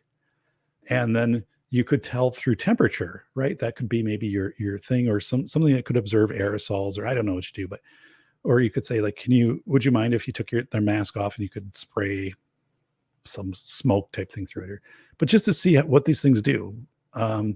Take 50 people who randomly come through a place, and then or give them a different mask and say, and take this one and test it. You'd find you're all over the place, right? There's no reliability. So that was something I wrote about. And then I also was saying, if you would have seen that, right? And as Carl was saying, if we would have seen that at our big box stores or your grocery store, or you would have seen your mail carrier, your postal carrier, all gowned up, gloves and a shield, and after they got done with you, you see them sanitizing their hands or UV light, like that would have been some serious stuff. So that's the kind of stuff like we were watching for, kind of as a member check groups. Was that happening? And it was like, no, it quickly got to be compliance theater, right? You could go on the internet and find people that had underwear as their mask and stuff like that. I mean, it was just as long as you had a face covering.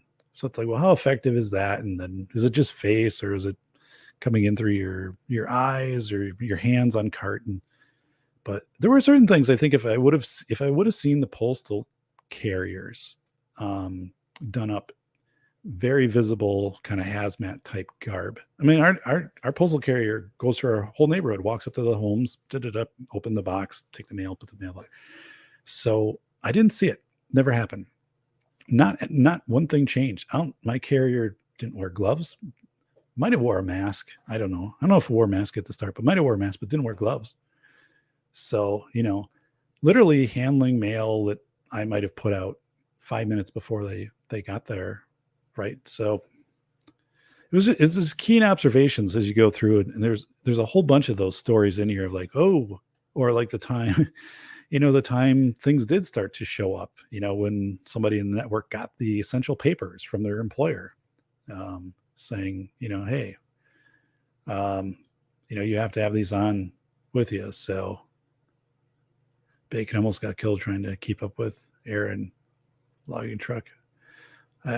All pro. Hey, if you're new here, please subscribe. Appreciate that. I purposely wore a cloth mask the entire time. So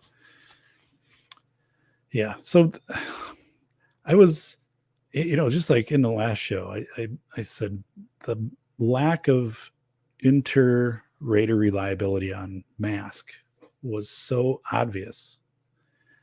And why wouldn't you have, or if you can have a gathering at a church, right?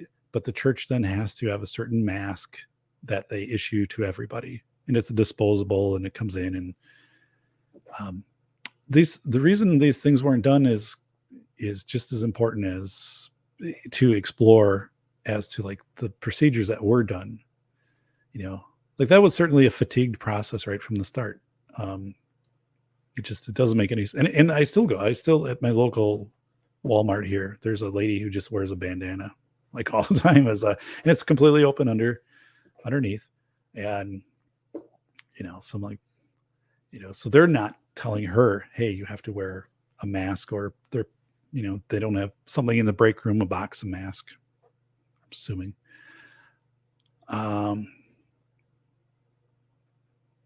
So I have to wear a mask when I teach, because it's in person, and I'm not used to it. I don't like it. It is very difficult. The heat, I have heat buildup with it, and it is, it's a thinner mask. It's a one that hits, I guess, the criteria. But even with that, like it's not good. Atham, good times. So not that it mattered anyway, but wouldn't we have biohazard bins for all of that damn PPE? Asking for a friend. So Bacon gets it. So Bacon's figured it out. No, Bacon, you're right on. Like, this is the question in anybody reading the book, right? We'll get to that point when they'll get to the end of that chapter or whatever, and they'll be like, hey, like, shouldn't we have had bins everywhere? Um, or in most places, like grocery stores or places you'd have to, or as you're going in to your post office to mail, like, wouldn't there have been I went to Lambeau Field in Green Bay, Wisconsin, the first day the pro shop opened after it was shut for COVID. So it was in June of 2020. And the reason I was there wasn't I didn't go there just for the pro shop. We stopped. We were going on vacation north of Green Bay, and we stopped in Green Bay, and we ate at a restaurant across from the pro shop, and then there was a sign, and it said, "Hey, like, pro shop open today." And I was the first one in line, and so socially distanced, and I was on the news, right? Because the local Green Bay news is there, and they're like, "Would you agree to be interviewed?" And I'm like, "Sure." But I went in, and like, they had somebody there, like, all masked up at a table, and they made you wear a mask that they provided. They did not let you wear the one that you had. You had to wear the one that they gave you. So that was smart, like, right? So they had their process of making sure that there was reliable, because Christ, I mean, you get COVID going through Lambeau Field and players, testing positive. I mean, wipe out your season. Um, but I'm like, that this is the way it's done. And then there was I think at the end you could take the mask with you, but of course there was only one entrance. So if you try to come back with the mask, that would make you do, and it was, they didn't charge you for the mask. They gave you the mask, but I'm like, that wasn't done anywhere else. And, these places got money for things. Mask didn't seem to be a problem after a while getting them in. I remember going to Menards, and there were just like shelves and shelves and shelves of masks. So yeah, Chris, my face when I'm done teaching. So I teach, 8 to 5, and my face is just red.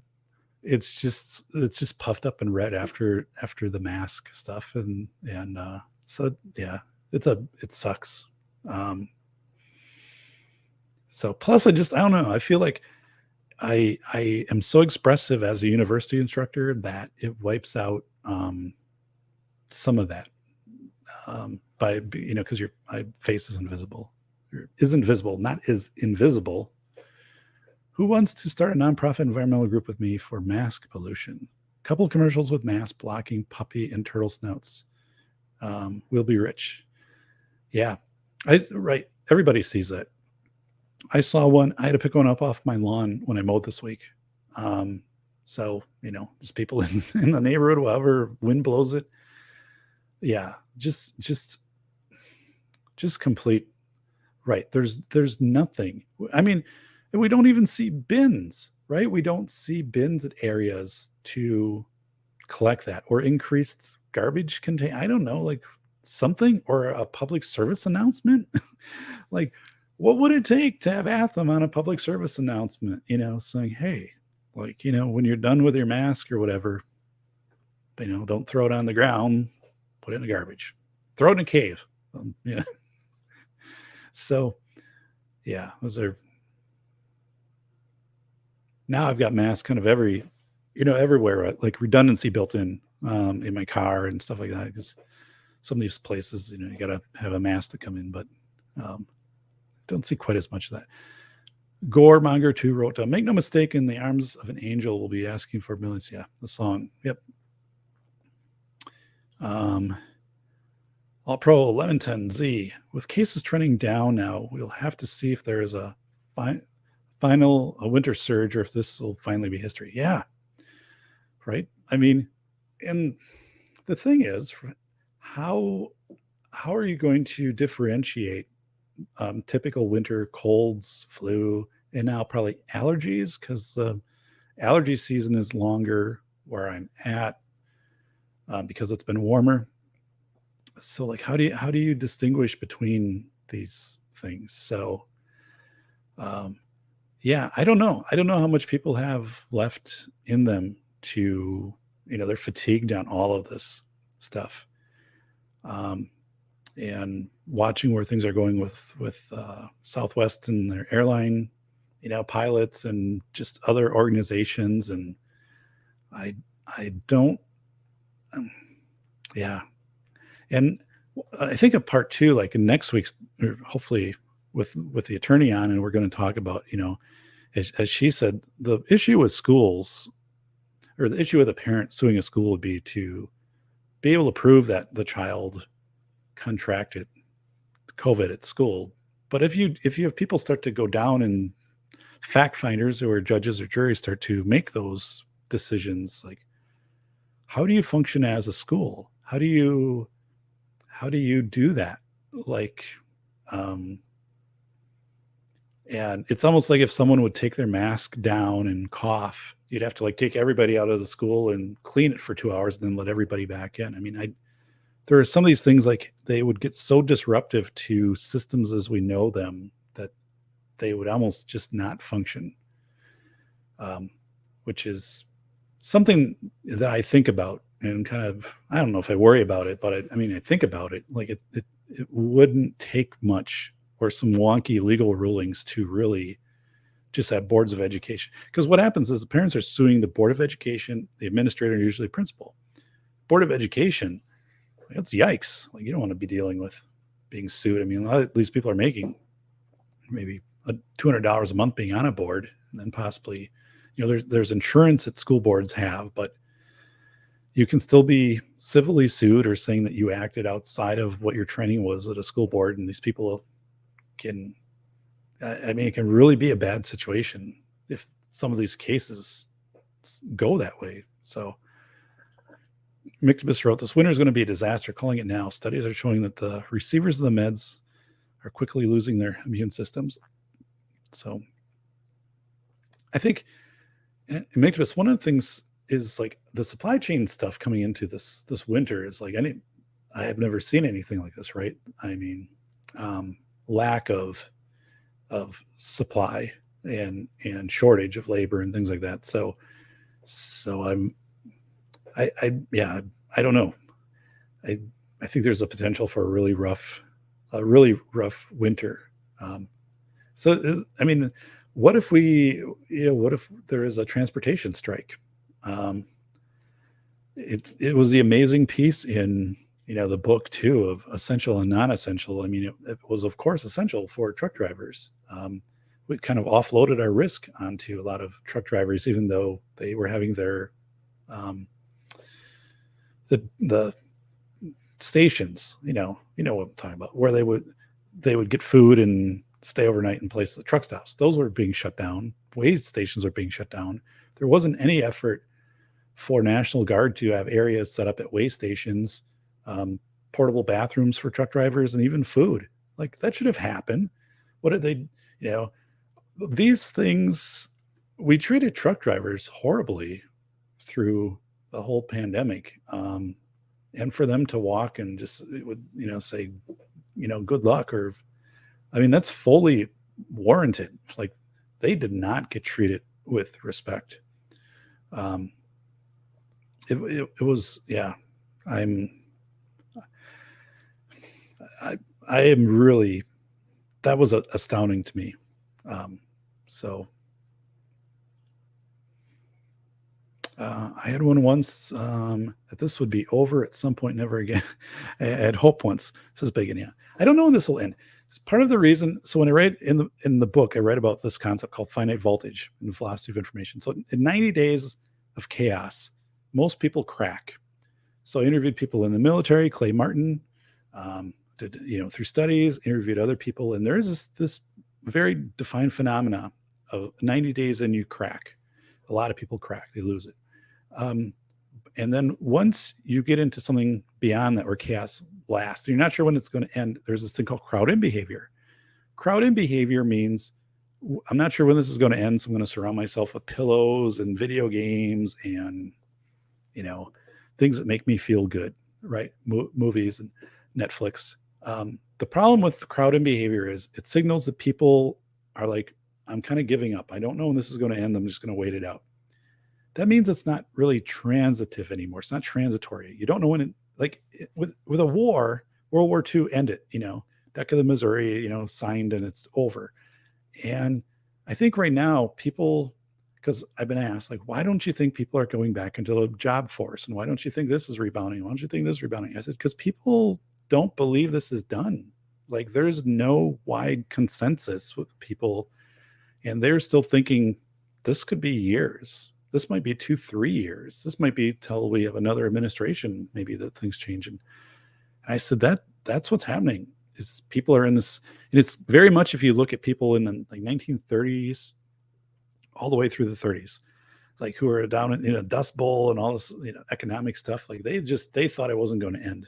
So they just kind of, they worked their lives, but they weren't going to take a big risk. I mean, if you're like a farmer in Kansas, I mean, you're not going to try to plant some, expand your crops and stuff like that when a Dust Bowl's wiping everything out. I mean, you're just kind of in this survival mode, and just, I mean, we're different today with some of that stuff, but yeah, people aren't going to venture and take these big risks, especially essential, non-essential. Like, who wants to get on the wrong side of that?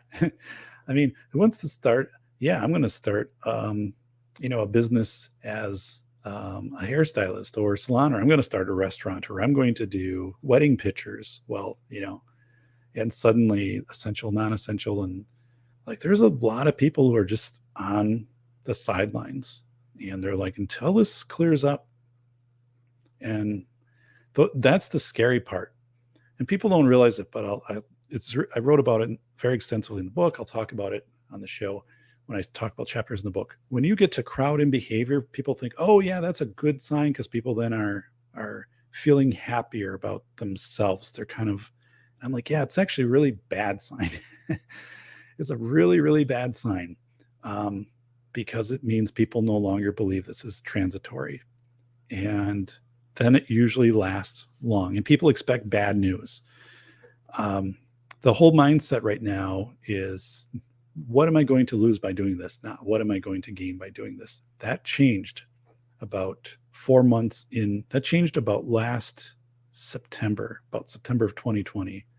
So so you get to pick up on these things, but yet, like, how do you work with people and yourself, and how do you kind of do this transitive process where you keep moving forward during these times when chaos is still present? The chaos is, if you think XY plane, you think of a comet, right? So a comet is, like Halley's Comet, comes around, and then when it's gone, you're like, you forget it's there, but it's still there. Like, it's just out in this big orbit, eventually comes back around. That's where we're at now with this chaos. Like, it hasn't ended. Like, it's not a rheostat. It hasn't just turned down to zero. It's not gone, switched off. It's just that it's further out from us, and it'll swing back. Like, I don't believe the collective mindset believes that this is done. Now it could rapidly get to that point if there's enough people who strike and other things, and everything kind of just slows down, and maybe it's moving in that direction. But I mean, think about people that or would you be willing to take on a risk of, going to school for something where you could be deemed non-essential, or would you be willing to take on a loan, or a additional car loan, or move somewhere, or plan a vacation? I mean, maybe that. Would you be willing to put some money down that's non-refundable on a vacation? I wouldn't do that right now. So I took a hit with Disney. I mean, they closed Disney 3 days before I was supposed to get there, and I got my money back from Disney, but I didn't get a refund from the airline. So Gormonger wrote to McDavis, I agree that immune system will be gone for those who took it. It'll be written off as something else as they die, a car wreck or virus. So again, in Velocity of Information, one of the chapters focused on something we haven't heard, right? And that is exercise and eat nutritious food. And actually, as a national campaign, why haven't we heard that? We know that there were national campaigns in previous chaos events, World War II and other things. And so I talked to Drew Bay, and I was kind of looking, in the Army already had something like this in 2015. They put together for their civilian employees, kind of this Army fitness thing. And I'm like, why didn't we hear about that? Like, why didn't we have that? Why didn't Amazon get up on board? And then you're doing this online portal, and you can get discounts, and all of it would have made sense. It wasn't that hard to figure out, and we still haven't heard about it to this day. And as Drew Bay, said, even if gyms are closed, like, right, if you have a soup can, you can exercise. Or, I mean, there were ways to do that. And it was never a national campaign, even though Fauci, and I have it in the book, quoted from him saying, he was out running and he was up building his immune system because obviously physical activity would increase his immune. That's an axiom. So there's no question about that exercise increases your immune system. Like, that's been proven in numerous National Institute of Health studies. So forth. But why didn't we do it? And why haven't we done it to this day? Like, why is that not? So those are questions that when you read them, read these passages in the book, you start to be like, why didn't we? Like, it doesn't make sense. Like, it totally is weird that we didn't have these commercials on TV with people doing that. We didn't have, flyers coming to our house or portals you could log in, but what did we have? We had New Mexico, Vax to the Max, where you could enter and get in a lottery for free lifetime fishing pass and stuff like that. And we had Baton Rouge, right? Louisiana, a week ago, where if you got vaccinated, they would remove a criminal offense off your record. That's true. Like, I posted that on Twitter. So, like, there's all of this like unusual messaging. And the book again brings your attention to that. And then when you go out, you start to see and look at things a little bit differently than what you did before. And you start to think about things differently. Oh my goodness, Atham, I can't say that. The excuses are already being made, the unmedicated, twindemic, short illness. So, yeah. There's hasn't been clear communication on this.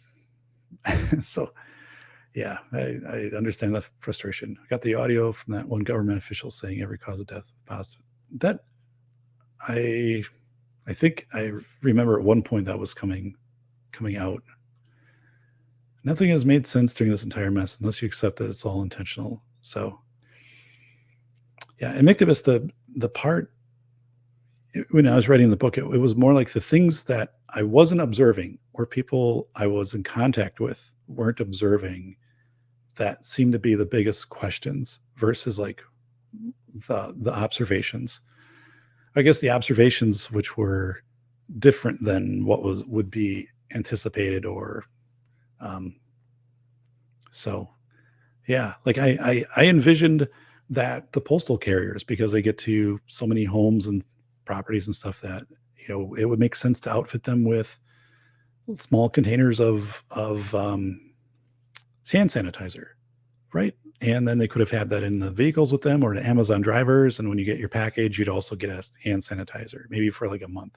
Like, wouldn't that have made sense? I mean, when those things were available, and I don't get it. Like, I don't know if I'm ahead of this. I don't claim to have this prophecy mind, but I'm kind of looking at this like, how are all these pieces just not picked up? Or like, somebody contact me. I can sit down with you. I got some ideas here.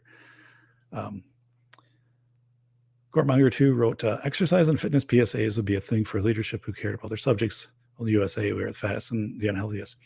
So I thought about that, right? I thought the pushback to PSAs on fitness would be, right, that someone might feel I'm not fit, or I don't, so there would be. Now, the way that I framed it and put it together with, informed by Drew and stuff, wouldn't have done that. Like, you basically would have only been kind of, I guess, competing against yourself, right? Like, no one would know.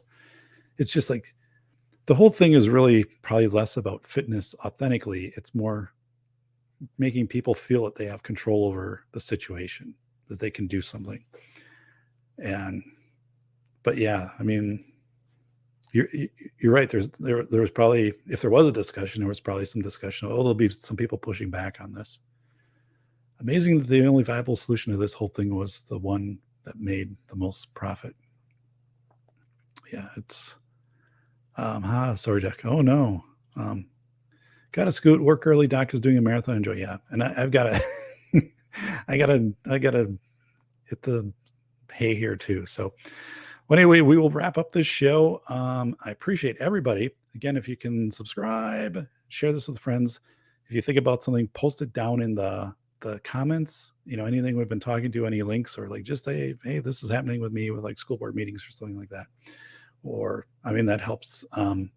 I very much appreciate it. Everybody, take care. And hey, before I'm going to do this right here. It's the Doc Show, and we're done.